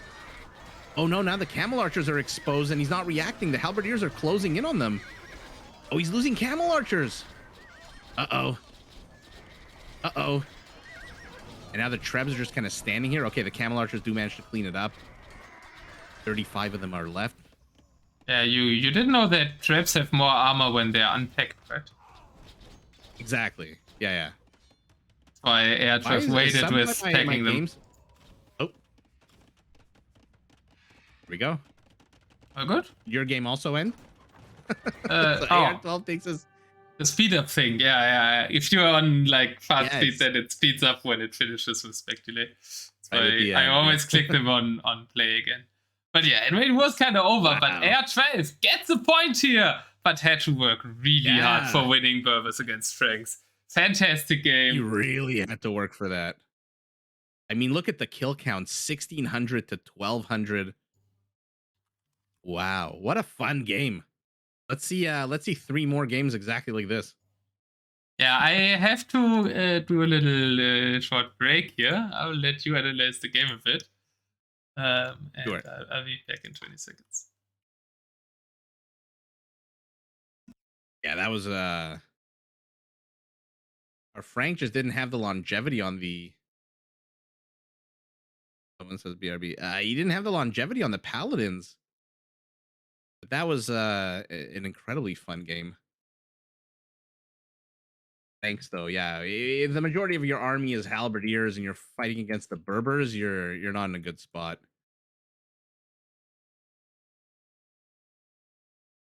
Ooh, no, wait a second. They didn't choose their civs yet.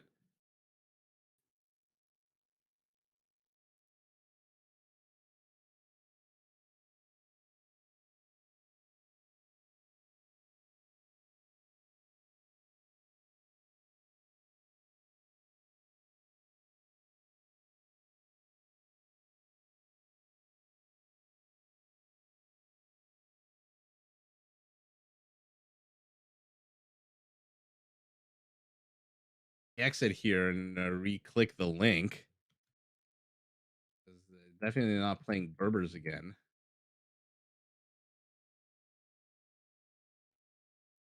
Okay. AR12 Ethiopians. Is this the link? Yeah, that's the link. Yeah, mystery. This is deathmatch. We are entering game number 5. Currently, Zaryab is ahead 3-1. And I'm just trying to figure out learning my first live stream of a tournament game. Learning all the codes and how to load the games and all that stuff. Otter has a lot more experience. I'm co-hosting with the Otter One, deathmatch player, caster extraordinaire from Germany. Oh, Cumans against the Ethiopians. That's going to be fun. Yeah, and we are on a hyper random set of maps, so we don't know what the maps will look like. There's going to be a lot of water, any water, elevations, resources. Some maps have the map we just saw. The reason it went an hour and a half is because there was about 1,000 patches of gold for the players to take. Whereas the game right before that, everyone started with like 6 or 7 patches of gold, and the game ended in 5 minutes. So we'll see what this map has in store for us now. But Cumans against Ethiopians will be super fun. I want to see some lightning fast Cuman units. I want to see some showtells. I want to see some machine guns out of our Ethiopian. Oh boy, that's an interesting matchup. I think I played one of this matchup yesterday.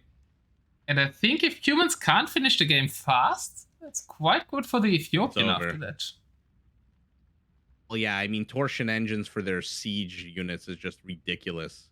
But humans have some powerful siege themselves. I want to see the speed of the humans. I'm curious to see what he goes for. Probably Jack is not one of my favorite units. I'm not gonna lie. But what are your feelings on the Kipchak? It dies really easy to SO. I wouldn't want to play Kipchak in a matchup where the opponent has torsion engines SO. Yeah.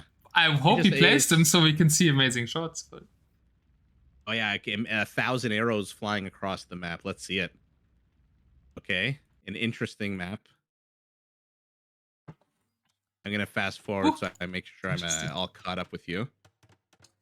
Yeah, welcome to game 4 here. Another match point match for Zaryab. Oh yeah.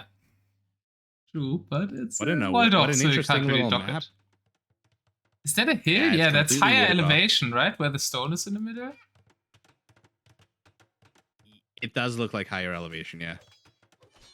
It's But let's interesting that first the see the water is rush. wooded off because there's no fish in there. Oh, they started with a paladin as a scouting unit. That's hilarious. And it killed Almedia. Nice, idling quite a bit there at Zaryab's space. AR12's paladin. Really nice micro on AR12's paladin. Doesn't kill a bit, but it idled a lot, which should delay his opponent as well. I like that our Ethiopian is opening up halberdiers to deal with the step lancer rush that he knows is coming. I don't think he has a choice. Here come in the step lancers, really fast step lancers for the humans. Yeah, and he's got to wall off some parts of his base though. Doesn't find the house will, finds the second house will though, and kills it. 2 villager kills so far. Another one there at the back. Well, it's looking good for AR. Yeah, this is looking fantastic for AR. Oh, and he even finds that one. Oh, and there's no house by Zaryab. Oh, he loses the more villagers. 5 eco kills so far. The arbalests are out. The arbalests are out and should be able to do some good damage to the step lancers before they close in. But I think it's gonna be too many step lancers. The map is once again relatively close, or like the medium distance that we wanted to see more on this map. So I'm really happy how the map changes are affecting the show match. It is great for the humans here and quite bad for the Ethiopian. Yeah, this is probably GG in the next 5 seconds. Yeah.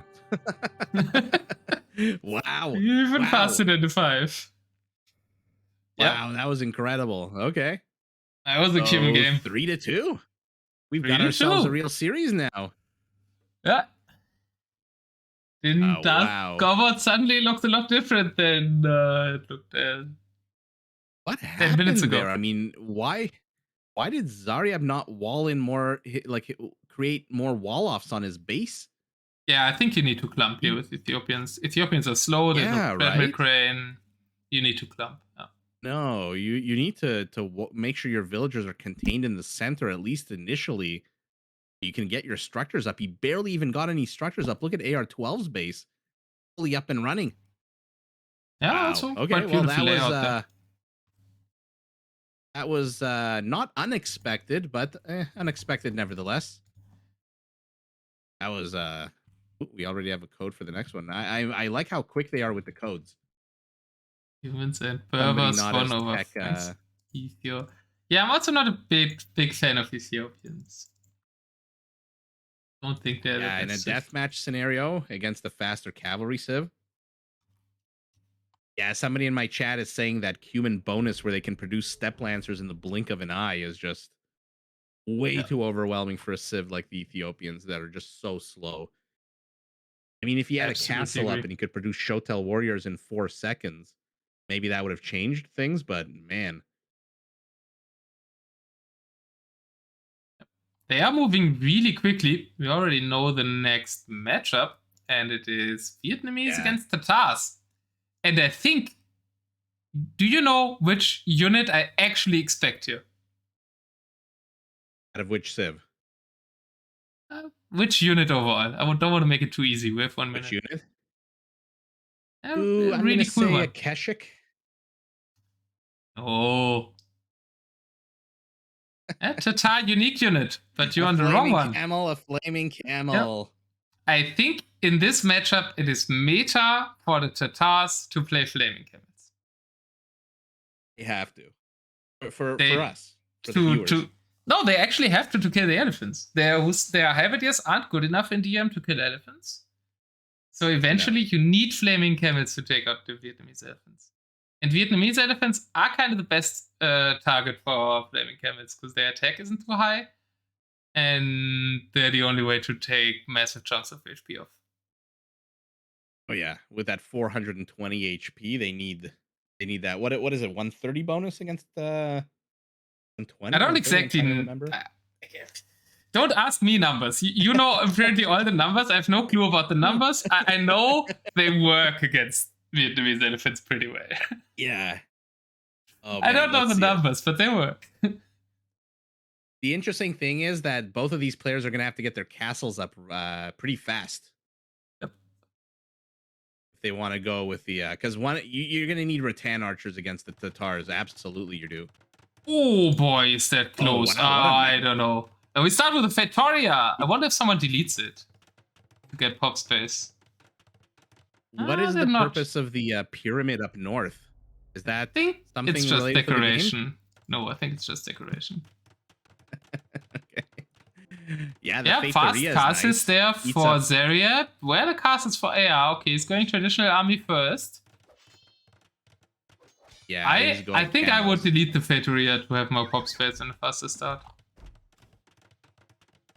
But I would guess maybe if delete it in a goes few late, you want to minutes. have it.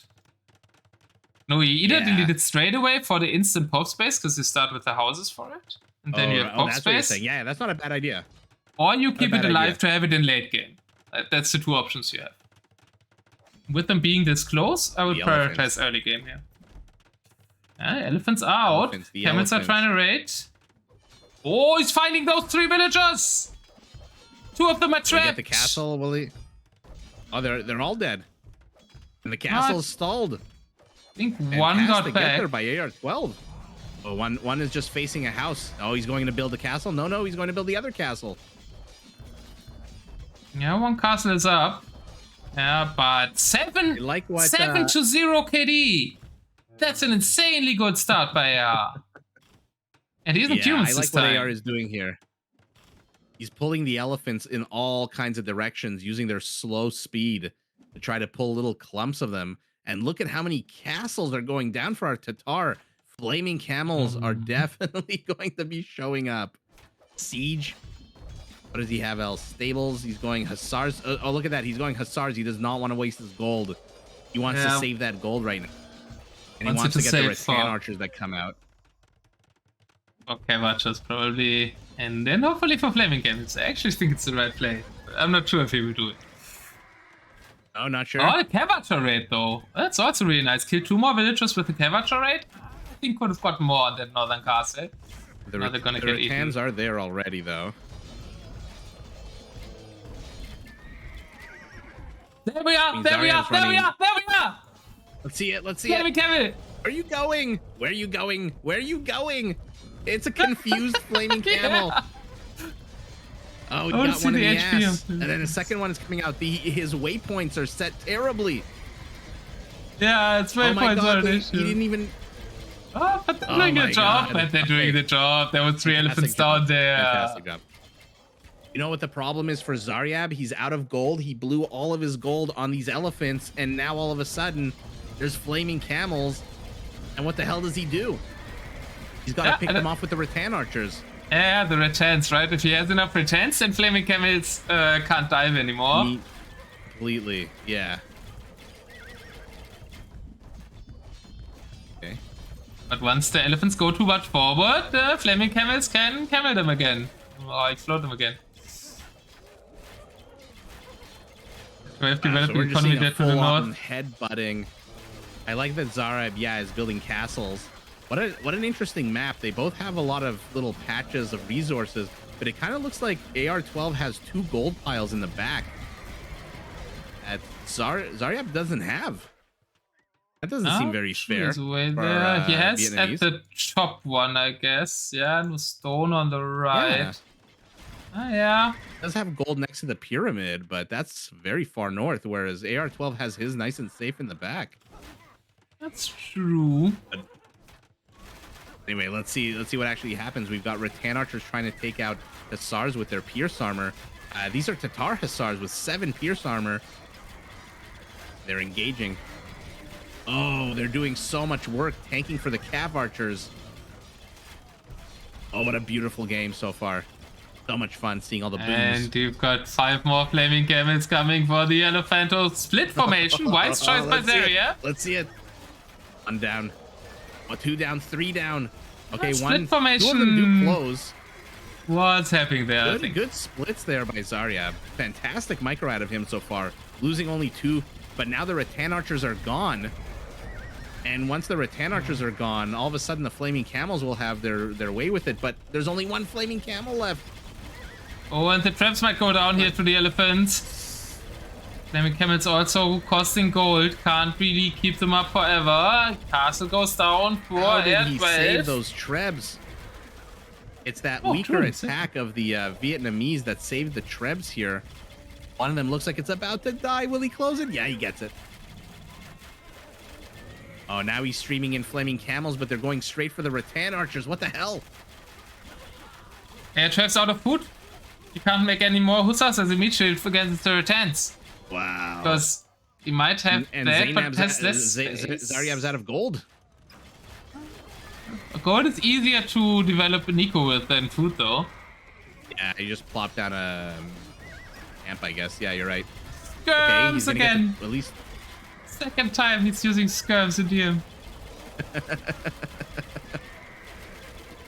Look, the elephant count is gone. There's no more elephants. One elephant somewhere out on the map. The rest are just archers. You were right with the no gold. And against rattans, yeah. I don't know, the extra pierce armor of the Tetaciae also isn't too shabby, right? Yeah, we've got a battle here that's going to take forever to shape out because claimed the pyramid. I'm sorry, it's nonsensical, but AR claimed the pyramid. Apparently, you can claim it. He has vision there now because he owns the pyramid. Pharaoh AR here claims the pyramid. He also claims the gold and the stone in the back. That's all. By the way, take a look at the gold patch in the back where he's building his town center.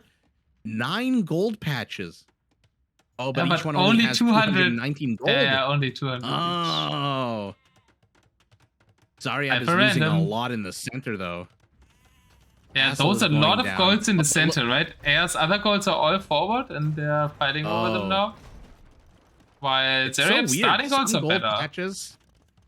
Some gold patches have like 1,200 resources. Some of them have 187. This is a very confusing hyper-random map. And I'm here for it. The center ones are better, right? The back ones for AR12 only having 200. These center ones have 1,026 or 1,200 even on Zaryab's side. So maybe the gold distribution is actually even though it doesn't look like it. Even? Yeah, that's a good point. Sorry, I said even. That was the perfect sentence. 72 rattan archers. And now our Tatar is mixing in some onagers. Not a bad idea. I love this big forest in the middle, though. It's forcing the players to kind of carve their armies up into 2. The only thing is here, Himmerid Siegecraft means that 19 range on these trebs are just going to demolish this Vietnamese treb, which goes down right as he moves to repair it. That's going to be very problematic for our Vietnamese. And the fact that he doesn't have Hussars and doesn't have Blast Furnace. Yeah, also, the Himmerid Siegecraft is kind of a good counter against bombard cannons, because it makes them even outrange the bombard cannons even more. Look how safe those trebs are as they gun down that town center. And now Zaryab has lost control of the lucrative gold, the one with the 1,200. He's lost control of it. One in his base. There's one at the top, but that's a 200 one. Yeah. Relic count, AR12. Once again, better with relics. 2-0. One is behind the wood, though. It needs to be chopped these relics. Look how far the trebs can be when they gun down these castles. It's absolutely bonkers. And now oh my god. Let's see. It's basically the battle of the armor right now. You've got the extra armor on the heavy cav archers, the extra armor on the rattan. The rattan are taking the high ground for some reason. Does Red realize he's playing as the Tatars? Get your butt to the high ground. Yeah, but he's getting nice onager shots, so I think he's okay with the fight. Oh, that was especially nice. Oh, the onager, good shot. 4 kills only. Sometimes I feel like the onager count is... Here's a big mistake that Red is making. He's targeting the Fatoria. Forget the Fatoria. Let it take up his 20 population space. Ooh. That means 20 less army, like you were saying in the beginning. Leave the Fatoria up of your opponent. Yeah, but that also gives him a late game win con now, right? Because he will have relics plus the Fatoria for gold and stone for later, while his opponent won't have gold and stone when it runs out. Yeah, No, fair it's point. also a win to kill it. The Praetorian's really a big question mark on whether you should delete it or not. I like it because it makes adds an extra level of decision making. Anything that adds confusion to the players is good for us. I actually like it as a player as well, because like I'm playing a ton of these DM matches, right? And if I have more and more interesting things to think about, for me it's making the fun of DM as well, having to like decide quickly. That's like the main feature I think of DM, making decisions quickly, and that's what you train there, and I enjoy that a lot. That's what I find a lot of people that they don't know DM or they hate DM. I don't think they really understand the complexity. Hi, Woody. Sorry, I just saw your message. It's an incredibly complex version of Age of Empires. I think people see like big armies battling and they're like, oh, great, there's just armies. Yeah, that's true for the first 5 minutes of a game. It's not true for the rest of the game, where it becomes even more, because you start out a rich man or a rich woman, depending on and it's like so many all of your gold. And it's so many decisions you have to take in those first 5 minutes to set you up for the coming 30 minutes, right? What do you do in RM to build order as well, in a way? You also do that in DM, and you have to do it all quite quicker with the decisions that you have to do in RM. Quickly. And it influences the rest of the game, how you start it, how you decide there. We've got one Keshik to the north who has killed 3 villagers. Oh, the Rattans are taking way too much damage. Deathmatch is like, you win the lottery. Oh boy, oh boy, oh boy. That shot. Did you see that shot? Oh, yep. That was disgusting. Oh boy, that's so good for AR. Probably can push the south now. Army 66 to 54. Yeah. Elephant's coming again. He's got 25 on gold. He's got 2,000 food. He's got 10,000 wood. He's got 65 villagers on wood. Why the hell does he have 65 villagers on wood? That is way too much. Okay, he allocates a few of them elsewhere. Yeah, he needs more farms, I think. Because you actually somewhat need elephants, I guess. I mean, I actually know what you go here as Vietnamese. He's doing the 2 units that you normally want to go. But it doesn't seem to be working too well as long as AR can have flaming camels, and the Hussar Cavachers are doing okay against the Rattans. The Rattans, by the way, on the left side managed to get a town center. 4 Rattan archers got a town center. I don't remember the last time I saw that. But in the middle, shots, onager shots! Oh, the onager. He's moving well, but against 3 onagers, you have to move very well. 4 onagers. Oh, he's going to lose? No. Beautiful movement there out of Zaryab. That is fantastic. I mean, his units are weak as shit. One of them has like 2 HP. Oh, maybe put him in the castle. Fantastic movement. Yeah, he loses the castle, but he gets all the trebs. No more trebs for our Tatar. Okay, he's all out of the gold. I mean, he knows he's got... Okay, he's building more camps. He busted through the forest with his onager, the north. Oh, nice move to have that time to think of that. That's only the 200 gold mines there. It's only 1,700 that gold, farm 1,500 eco, stone. That farm eco in the north is very exposed to those red hands. That's a really nice raid for Zaryab. Yeah. The castle is very defensively placed north of the pyramid. I would have maybe placed it south, but then they would have been exposed to trebs. I think the castle should be where the mills are. Then the farms north of it. Rattan archers are still in the south taking out siege workshops. He's repairing a castle that's not under attack as AR12. Both players capped out 200 population apiece. Onager versus onager in the north. Okay, everyone loses an onager. Cavachers gets the onager. Yeah, they're moving. Yeah, good Can trade there. The keep that castle alive? Castle will die, I think. That's not enough repairers, yeah. Oh, yeah, not against 2 trebs. Look at Zaryab's stone count. Zero. Man Even though would he's put got it, a make a stone next play to the with his pyramid. emote now. Let's. Oh, what's he building in here? Another How many onager. does Zaryab have on stone? Tell me, chat, tell me. 0.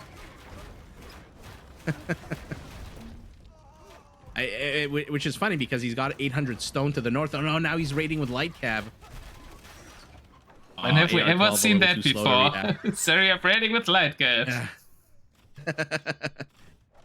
AR12 was hesitating a little bit. He wanted to send his cav archers north, but I think he realized it's way too late. He's going to lose all those villagers.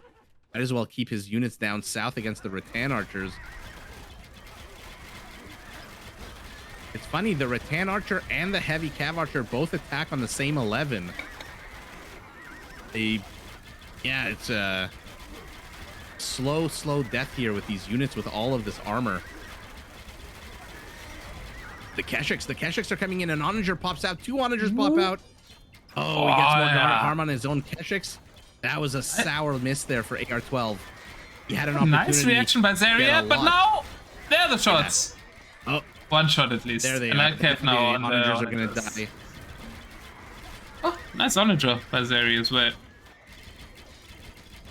By the way, the castle to the north is under siege by 3 trebs. Only one of them is firing, but 3 trebs.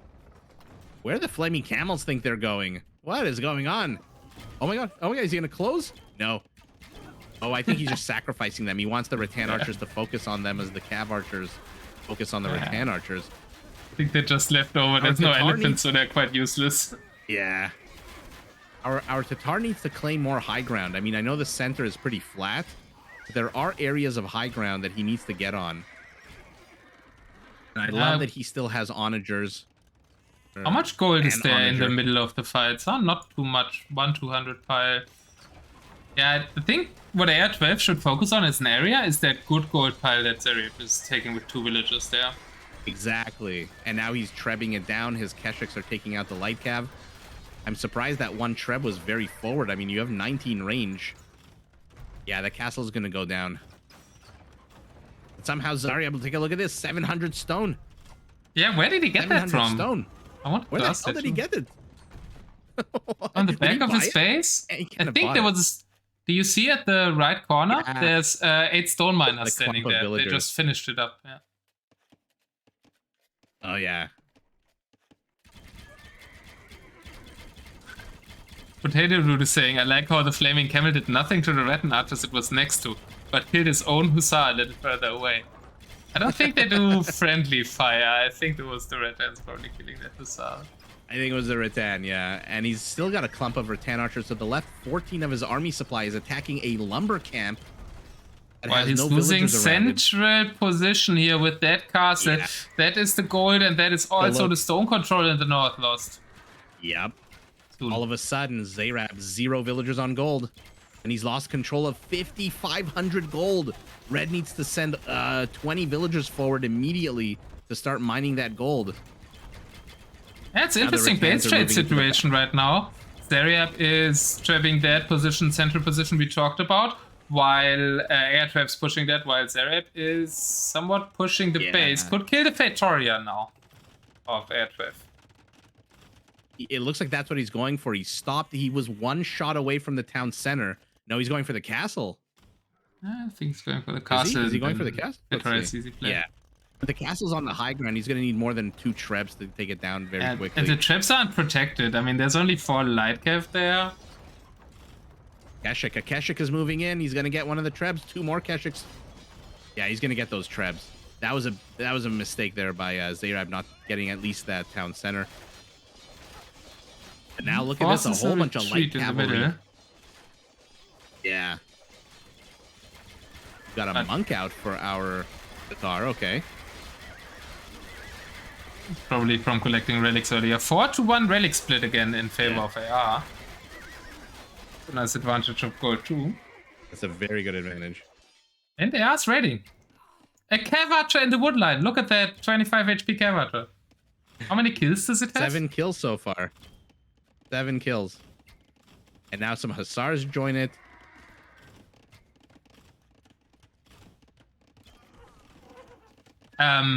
Something I just remembered. There is paper money, right? The Vietnamese are getting gold whenever they're cutting wood. That's That's why a he had nice 70 late game villagers bonus. on wood. Yeah, they're kind of gold good grids reminder. too. Good reminder. I also completely forgot about paper money. That's why you had all those villagers. Look at his wood count. 18,000. I mean, our Tatar 9,000 is also pretty ridiculous, but looks like Blue's raids have been cleaned up. That one Cav Archer still hit to the back, still has 7 kills. But now there's a whole bunch of Cav Archers. They're catching the Trebs. The Trebs. And like you said, their armor is shit right now. Yeah. I think Zaryab needed to unpack them during the fight to make the armor higher. Immediately. Yeah, I agree. Now the Keshiks. 41 Keshiks in training. Holy shit. Oh boy. That's a lot of Keshiks. Yeah, Keshiks kill everything here, right? Keshiks have good pierce armor, they kill Rotans, they obviously kill light cap. They're all fantastic. They generate gold every time they poke at you, not even kill you, every time they just poke at you. By the way, take a look at total populations. Our Vietnamese is down 50, and AR12 is pushing into his base. He's got 2 castles here. Once he takes these 2 castles down, our Vietnamese is in a buttload of trouble. We wanted a game 7, right? I think we're getting it. Oh, yeah. Well, all of a sudden, Zaryab is taking control of the pyramid to the north. He's getting more stone. The battle is now firmly in the south. I don't know if these Cav Archers should be taking this fight. Yeah, no meat check for them right now. Wow, what a terrible, terrible engagement. Why is he retreating? You're doing 1 damage to a Rattan Archer. I think he wanted those castles down. And he killed 2 castle count for Zaryab is at 1. He can't produce Rattans anymore. Oh my god, he got 3 Trebs with 1 onager all on fire. No, I think he has 1 castle left. Not for long though with the 19 range on these guys. Yeah, but like 1 castle is blue Treb. Basically no Rattan production. Yeah. He's got 0 production at all. He's building 5 halberdiers. Halberdiers against Cav Archers with a +4 attack bonus against them. Yeah, 12 sneaky raiding base plus castle in the north as well, controlling the backwood of Zaryab or what? I think just very protecting the stables, but yeah, to raid from there. I would have placed it right on this big hill to the left of that, but wow, fun fun castle placement. And GG called! Game 7 is coming! Wow. AR12. Well, I guess we don't need to guess what civs they're going to pick. Oh, they both have 2 left, so we do. Oh, they both have 2 left? I thought they sniped one of the others. Oh, and I'm completely misunderstanding left for AR12. Yeah, they should have 2 left if the draft isn't wrong. Okay. But really nice Showmatch. I like it so much that we're going to game 7. Well played by AR12 to bring it back from a 3-0 to a 3-3. And he has his first picked civ still. Oh, yeah, that's right. While Zaryab only has Portuguese and Khmer, which Portuguese are better against Celts, I think. So, but then Khmer are better against Persians. Invalid match ID.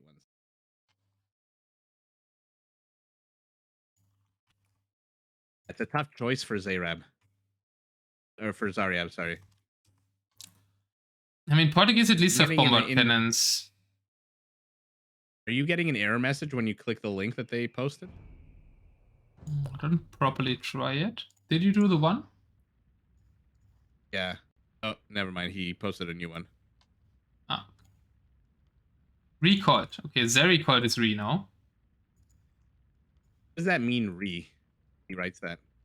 Well, because the maps are so crazy and can be like really unfortunate for the civ you picked sometimes, or can be a bit buggy and we can't control it. We allow players 1 restart per series in the first 2 minutes. Okay.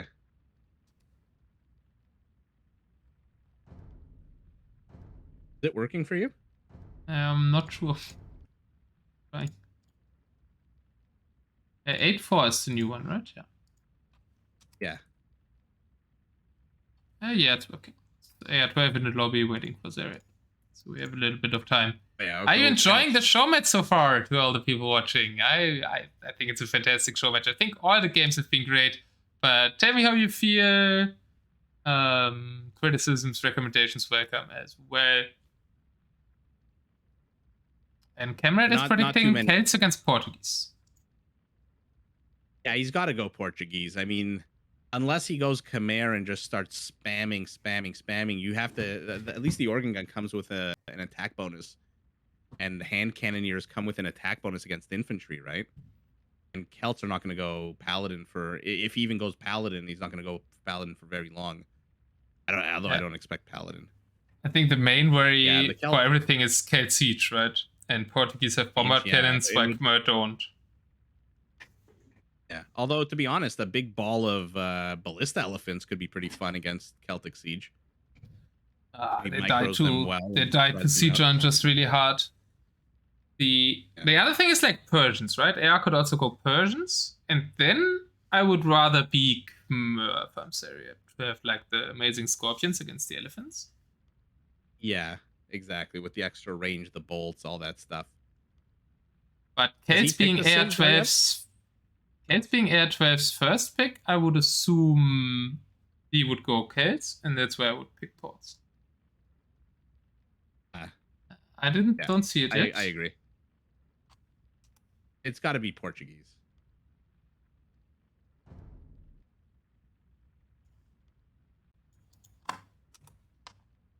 I'm downloading the file. No, what? What? Very interesting. Is he just going to go for Hussar spam at the end of the game? Just try to outrun the Celt? What is this? Khmer just died to Celts. Yeah. Maybe he can rush. But we also thought the... I also called the Italian Teuton matchup wrong. So let's see what Zaryab can do with Khmer. True. Yeah, if he can win Italians against Teutons, he can maybe also win Khmer against Celts. It's a good point. And the Khmer are pretty powerful. Their battle elephants do move faster. A lot of their bonuses don't apply here. Like, you don't need structures to go up to the next stage and stuff. But let's see how this shapes up. I'm very excited for this. We started with 2 camels. 2 camels. The first time we've seen Celtic camels. That's what we got the fastest chaos when we won the Hyperrandom Tournament for. Celt camels. Celt paladins are already a surprise in RM, and here we're seeing Celt camels. Let's go. Yeah, exactly.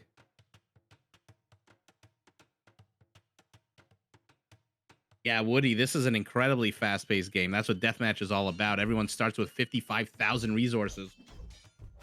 It's like winning the lottery. I was going to say the last game, Deathmatch, because you start with all these resources. You win the lottery, you win $1 million. And how many people in the news do you read about that a year after they win the lottery, they're completely broke because they don't know what to spend it on, and they just buy the dumbest shit?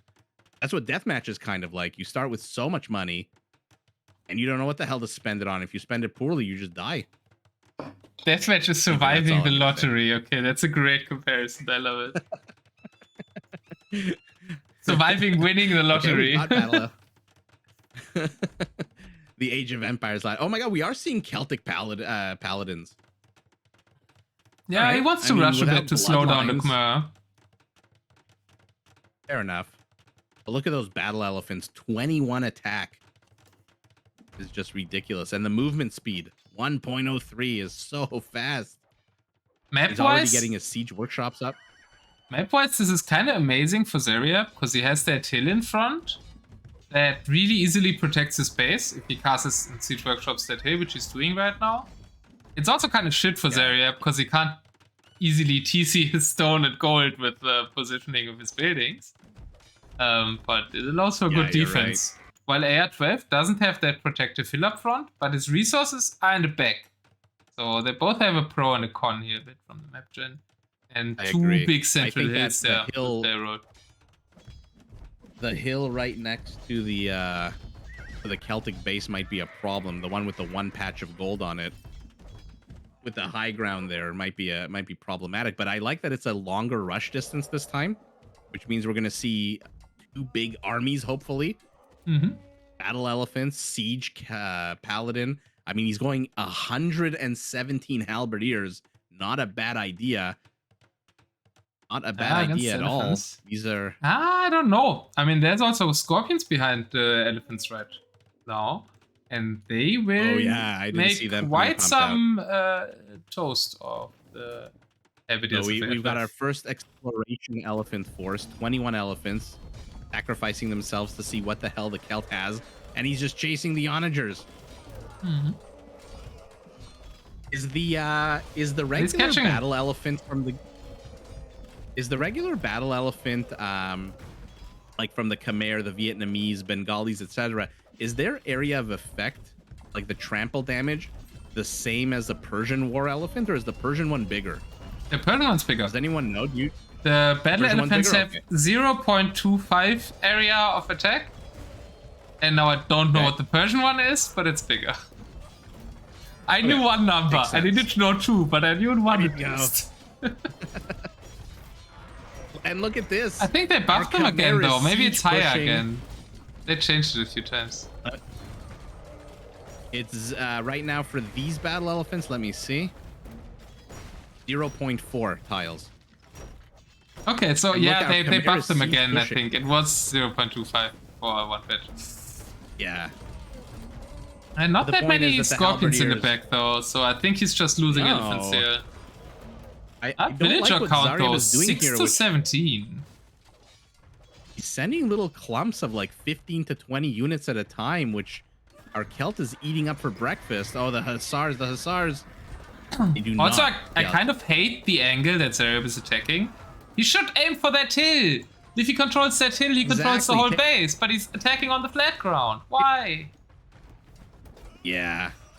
And now his army in the center is gone. He's got a bunch of Trebs in the back doing that. He's building Hussars. He's out of gold. He's out of gold 9 minutes into the game.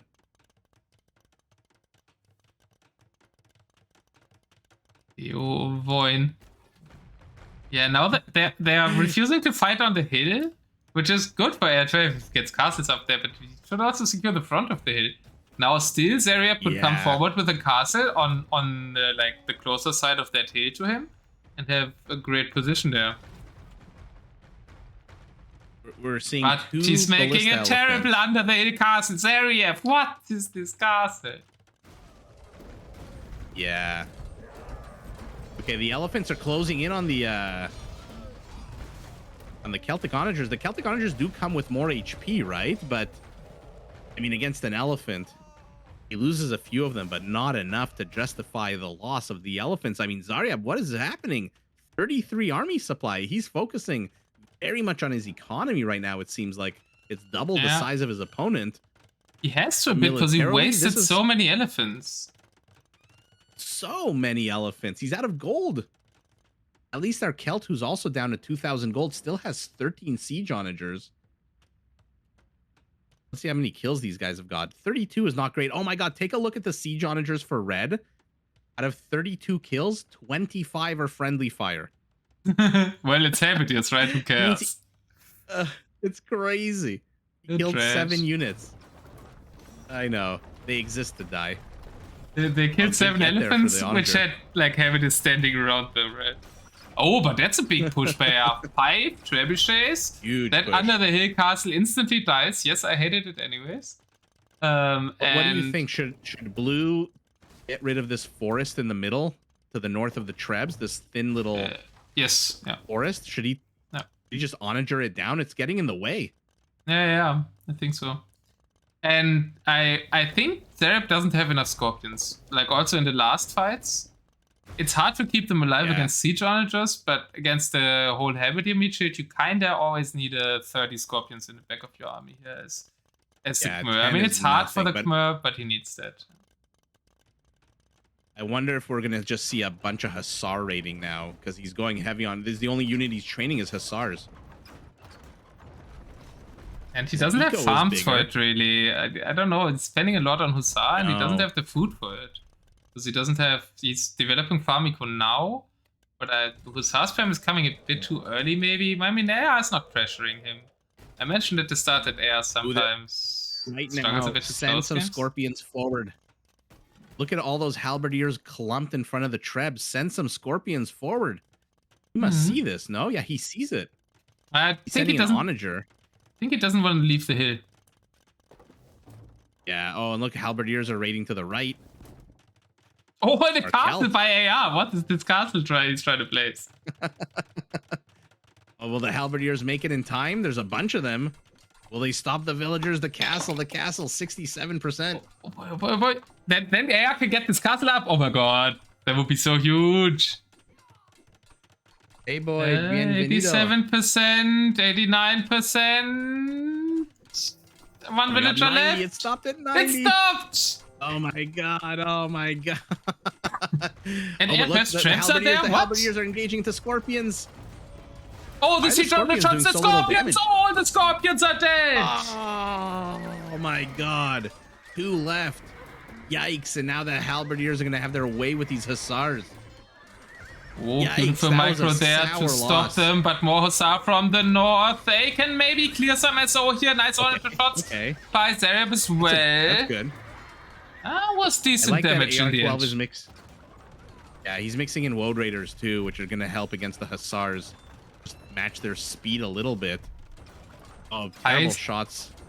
Hi, Sarah. Terrible I really shot. like the move by AR12, by the way, to like not attack that hill. He's wasting a few votes there, but to not attack the hill and focus on an area where he doesn't have to push up the hill against the Khmer. Yeah, very smart. By the way, our Khmer, 4,000 gold. AR12 broke in terms of food. He's got 2 villagers on food right now. The only thing he can build right now is archer units and onagers. He can't build anything else. Yeah, fully a bit late for AR, that's true. Well, the halberdiers are getting a lot of work done, though. They're raiding the hell out of the back of Zaryab's base. Yeah, my chat has turned in a bit. Oh, the onagers are getting all the ballista elephants. Oh, and he calls it! Oh my god! It's over! The reverse sweep is done! Wow! What a fantastic comeback by AR12. Holy moly. Wow, our Khmer just too late to get his economy up. And take a look, he GG'd with 5,000 gold. But why did he GG with 5,000 gold? Because his he center is still doesn't intact? have Famiko. He doesn't have Famiko. All his Famiko was there at the right. AR made the genius move not to push up the hill, went to the right side economy, denied. How many farms is that? I mean, I'm sure he killed some, and it's still like 30 farms there that he denied. And he himself is on the high ground. Take a look at the Trebs. They're on a little hill elevation next to that pond. True. So yeah. Absolutely brilliant move out of AR to go up the other side of the hill. Wow. And at the end of the day, villager count identical, but army count, yeah, our Khmer just didn't have the eco, which is surprising because for the first 3 games, Zaryab has basically out-ecoed AR12 heavy. Wow. Yeah, this was hell of a story of a show match.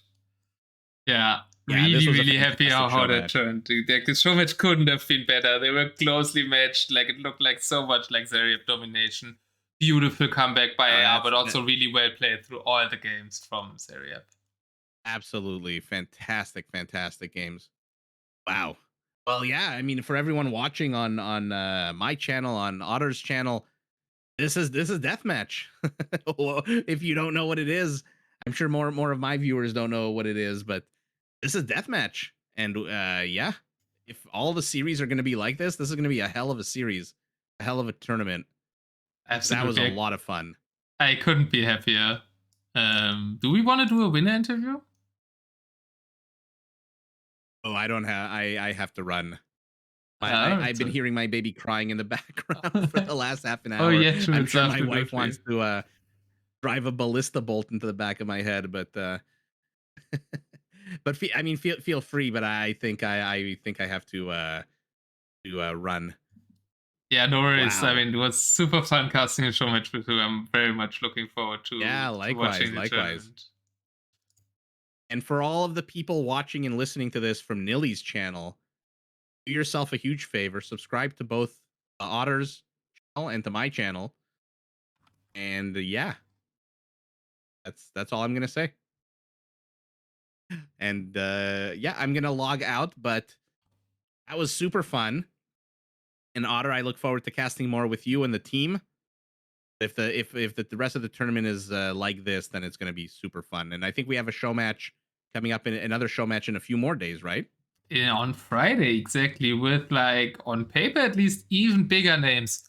Rage, who was third place in Deathmatch World Cup 4, for example, against Frost9, who many believe to be top 3, if not top 1 in DM right now. And Yeah. I think one of the big favorites to win the tournament as well.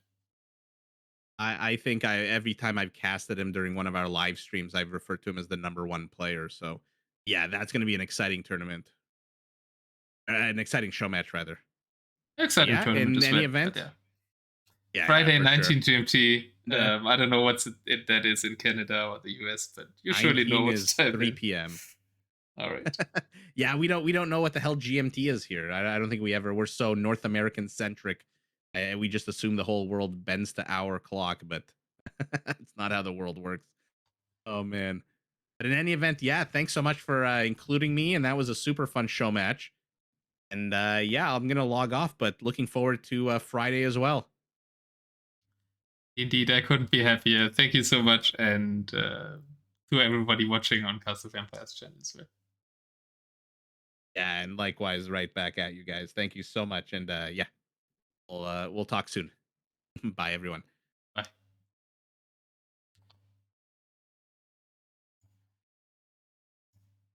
All right, guys. But I think I'm gonna do a winner interview. So let me call AR and do a winner interview. Really happy with how this show match went. And I can also answer some questions afterwards. I hope you enjoyed the show match a lot as well. And here we've got our reverse sweeping, camel identifying German top DM player, AR12.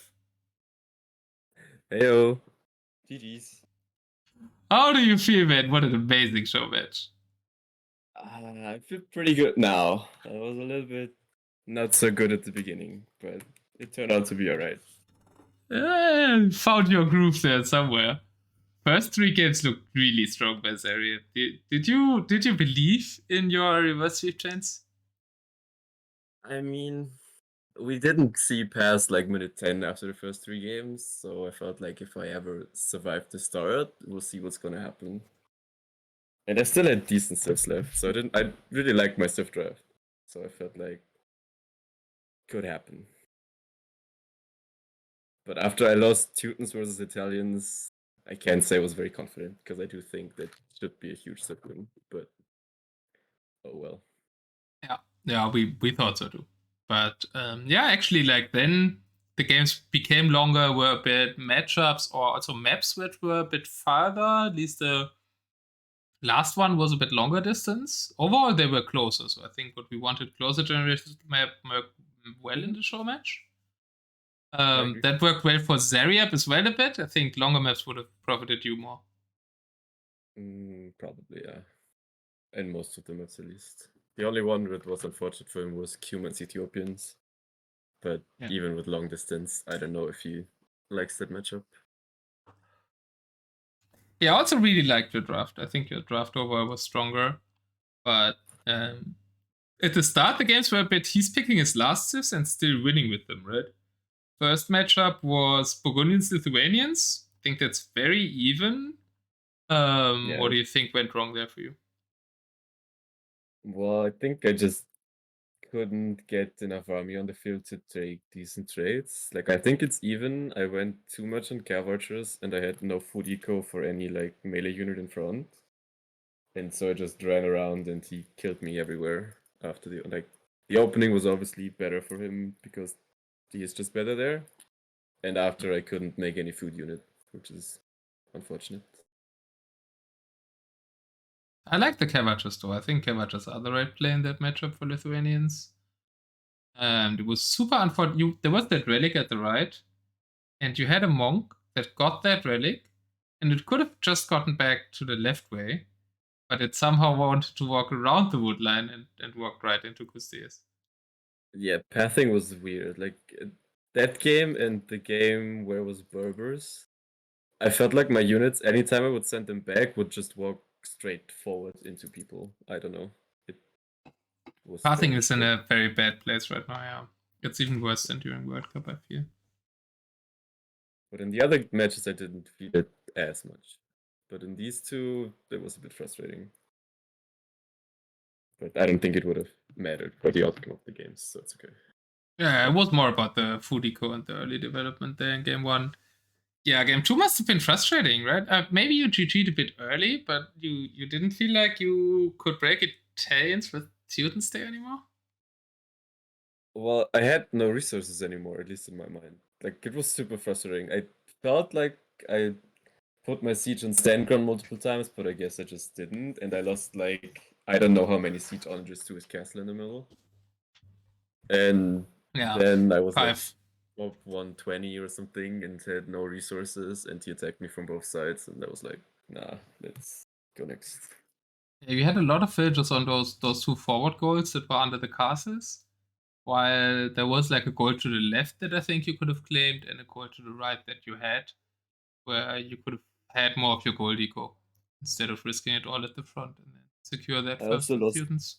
every single BBC fight, even though I have siege engineers and he doesn't. That was also frustrating, but that was well played by him.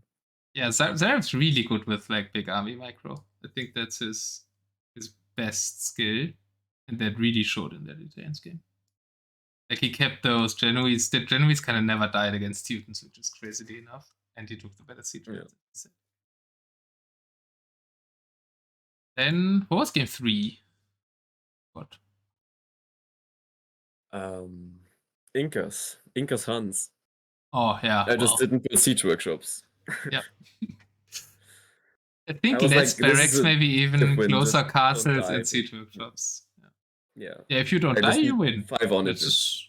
It's a very clear matchup, I think. Also with the close map, you need to survive with like onager shots, and then you overrun with onager.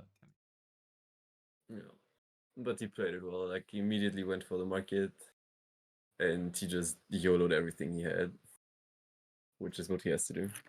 Yeah, I also went around your base with Cavacher, so even if you had like expansion in the back, which was a bit tough on the map, you also prevented that well. And yeah, then Frank's Berbers, which was like the turnaround game, I guess, if we look at the reverse suite now. But you really made it a close game, Frank's versus Berbers. I guess I should open champ, right? To have something against this Halberdier, because at the beginning he just outproduced me and killed me with Halberdier, and I was like down to 2 or 3 castles at one point, so it was a little bit scary. But I think you need to add barracks at the start, yeah. Yeah. I made the start unnecessarily hard for me, I feel like. But he did well, like the same thing again. He needs to play this super aggressive, because as we saw in the long run, it's just a really tough matchup. And he nearly broke me. He was very close to breaking me there.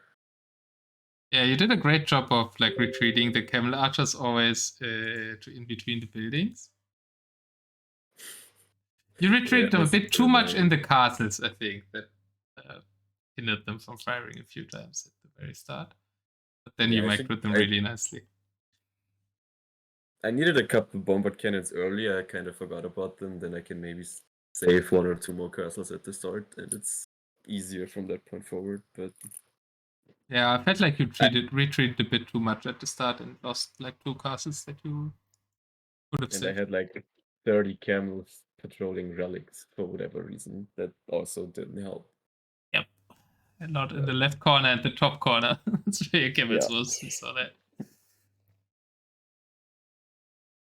But yeah, eventually you stabilized there, and late game, whoever should win that, right? Am I allowed to wall? No, right? Only with like buildings. Yep. Okay. He rated really nicely there. I mean, I think he did a lot of things right in that game. Yes. Like, if it's not a favorable Civ matchup for me, I 100% die. Yeah, then the next one was like humans, Ethiopians, it was just a short map, a rush. Ethiopians are way too Yeah, slow there's to his nothing he can do. step lancers. And it was the first time he screwed up with his starting scout. It was the first time he just said it to me and attacked my TC. No. That made it a lot easier for me as well. Then, oh yeah, the best game. The Flaming Camel game. What did you think about Flaming Camels? Vietnamese Well, setup. I had 3 systems, and I was like, I assume he thinks that I will go Celts because I want to force game 7. So he's my best friend. I was like, I don't want to use Celts there because I want to use them in the last event. I wanted him to play Portuguese actually, because I feel like Portuguese is the only one that could kill Celts. And I was like, well, Portuguese are kind of okay against Cavalries, that's why I wanted to play Tatars. And then I saw he made a lot of elephants, and then I thought, well, how do I kill them? But I'm glad I remembered them rather quickly to go Flaming Camel. Without them, I think I'm just dying in the opening, because how do I Yeah. ever kill his 450 HP or whatever elephants? 420, I think. Or 20. I did, yeah, something crazy. It's a good number to remember.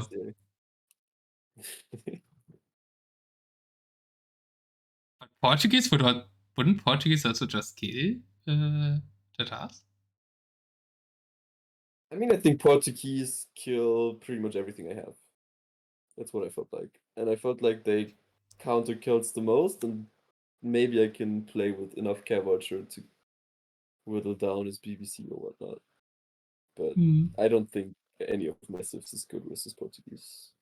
Well, lucky he's the only civ that he didn't play then, right? Yeah. Yeah, Persians could have a chance, yeah. But and I don't know. I'm very bad with the all-in Persian elephant, so. But, like, I mean, Celts also beat Portuguese. Don't they? I think so. You expected, but not like, as hard as the other two civs. But, like, I should never lose to Khmer or Vietnamese with Celts. I think. Yeah. And you can lose to Portuguese. But you were expecting Portuguese for the last game, right? Not Khmer. Oh yeah, 100%.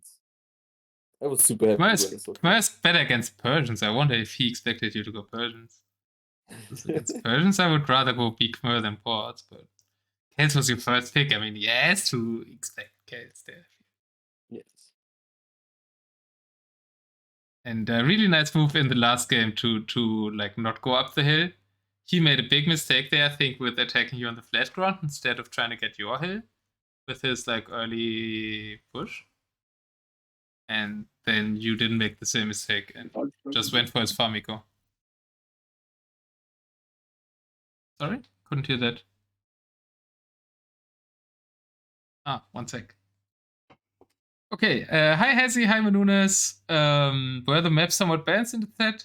I'm biased, but I really like the maps in this set. You can watch it back and check for yourself, and I will ask AR when he's back what he thinks. But I think I'm also going to take that. Oh, you're back? Yes, sorry. All right, yeah. I asked you about what were you thinking, where to push in the Celt Khmer game? After I killed the initial elephants, I was like, okay, the only thing I can't do is just waste all my army now. And then I saw he has like this huge hill with like castles and all the siege workshops, and I thought like that's my only way to throw the game. Mm-hmm. So and then you went for a quite risky push though, because it was quite far towards his farmico. Didn't you feel like that was also a risk? No, because I knew he wasted so many resources that he couldn't have all that much, and I had all my army with it. So, and I was somewhat on like at least level ground, so I didn't think that he could have any army there, and all the army needed to come from the middle, and I would see it. All right, yeah, It was yeah, maybe a I bit like the ambitious push. to get the castle. Yeah, and it worked. The average stopping that castle at 95% and then your own one going up. Yeah, it was a little bit ambitious. It's not ambitious if it works. Yeah, that means you Sorry, go on. I just don't know what he should even play in this matchup. Like, I don't know what Commerce should make there to kill me. I think Like, more super Scorpions, long, he one can maybe big win, army, and try to get your hill. Where there was a chance because you didn't have a castle in front of your hill, so you could have tried to go up there. But I feel like he would have still bad shouldn't siege, work. Yeah, still so shouldn't work. I don't know. Yeah, draft tapped out, but still you have to do a reverse sweep, right? You have to win 4 games in a row. So it's still very impressive. And yeah, Hetsy's asking, were the maps somewhat balanced in this set? And I also just like maybe not only that question, but I also want to think what do you think about the 7 maps you just played? The maps I played were all fine, I think. Like, none of them were like crazy imbalanced. The one where I used my re would have been horrible. I don't know if you saw that. No, we never made it in time to the both threes. It was like 80% water. It was like super little like land in like the middle-ish area, and everything around it was water, and like 2 stripes of water right through the middle as well. It was the Tunes versus Italians game, so it was like, nah, no way I'm playing water against Italians. DM water, actually I think Tunes are better. Yeah, but they are way better on land, supposedly. So it was like, I don't want that. Yeah, but like Tutens have heavy demo, Tutens have granulation castles, and the Italians don't have heavy demo. So I'd actually Yeah, but rather they're play faster Tutens than on you, DM right? water than Italians as well. I don't know, but like overall, even with any other civs, I would not like, because if it's even-ish civ, that is a map that will never end. But Because I I don't felt see like anyone. overall one thing we moving away from the map that I haven't seen because I can't say much to it. Like one thing that we wanted for the updated map was more closer spawns, right? Before that, the map generated, to my feeling at least, a lot of these spawns like we saw in Game 7 when people were far away from each other. And I think in the Showmatch, that worked really well with quite close, but not like super mega close, but like reasonably close distances there. Yeah, I think it was like a good mix. It wasn't crazy campy. It wasn't too close either. So I think that was a good change then. We also didn't have any crazy like hero units at the start, which I liked. So yeah, I really liked the maps we played. Nice. Yeah, and keep feedbacking. I Played mean, too close. Zetnus can still change a few things. The maps won't be to everybody's liking in the end, which is kind of the plan, right? We don't want to play Runestone's tournament here. There will be more Runestone's tournament after this. But I think they are better this version.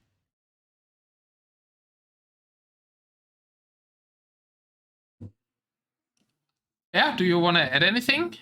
Or I could also ask you who's your favorite for the tournament.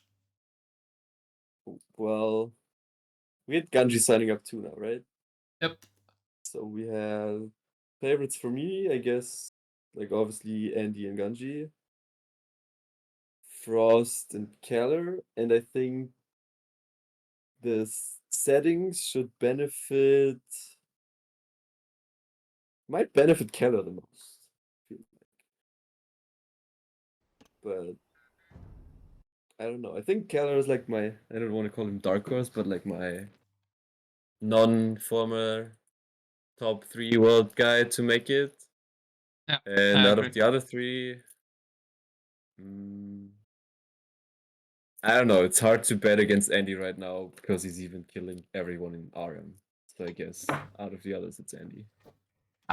Then I say Frost. I agree with you that it's like I think it's between Frost and Andy, and Keller's the dark horse. Maybe Ganji dark horse too a bit, but I think Andy's DM form is better than Ganji's. And yeah, but I pick Frost as my overall favorite. I think Frost has what it has in him to beat Andy. And he didn't really get the chance in World Cup, right, to play Andy. So I think this is the time and the chance that Frost has been waiting for to finally claim his number one in a bigger tournament and win a set against the Deathmatch World Cup champion right now. It's the Andy. Yeah, let's hope they're all motivated and play some. Should be good games regardless. Yeah, I'm totally motivated after this show match. Like, thank you both so much. It was a fantastic show match. We also had Polar and Saladesk sign up, as I just saw. So another strong, very strong armor and another old school Zuno Beast. Lovely to see them in the mix too. Bottom area. And yeah, thanks again so much for playing this show match. Also, thanks a lot to Zaryab. He gave a great show. Thanks for having us. Nice scheduled practice, regardless. So I really enjoyed it. Glad you did. Thank you so much, man. And enjoy your evening. Likewise. See ya. Yeah, hope you guys enjoyed it too. I enjoyed these games a lot. They make me look so forward to the tournament games and just this show match in itself. Was a fantastic story. Oxygen's asking when is your match? Qualifier starts next week, Monday. And seeding will be done this Sunday. And then we'll publish the qualifier brackets. So yeah, if you are in the qualifier, if you have to qualify, then get ready to schedule a match sometime during the next week. And then obviously main event starting 30th of October. 1 week around GSL group stage into single elimination. We can take a look at the Liquipedia article, maybe a bit to talk about the settings.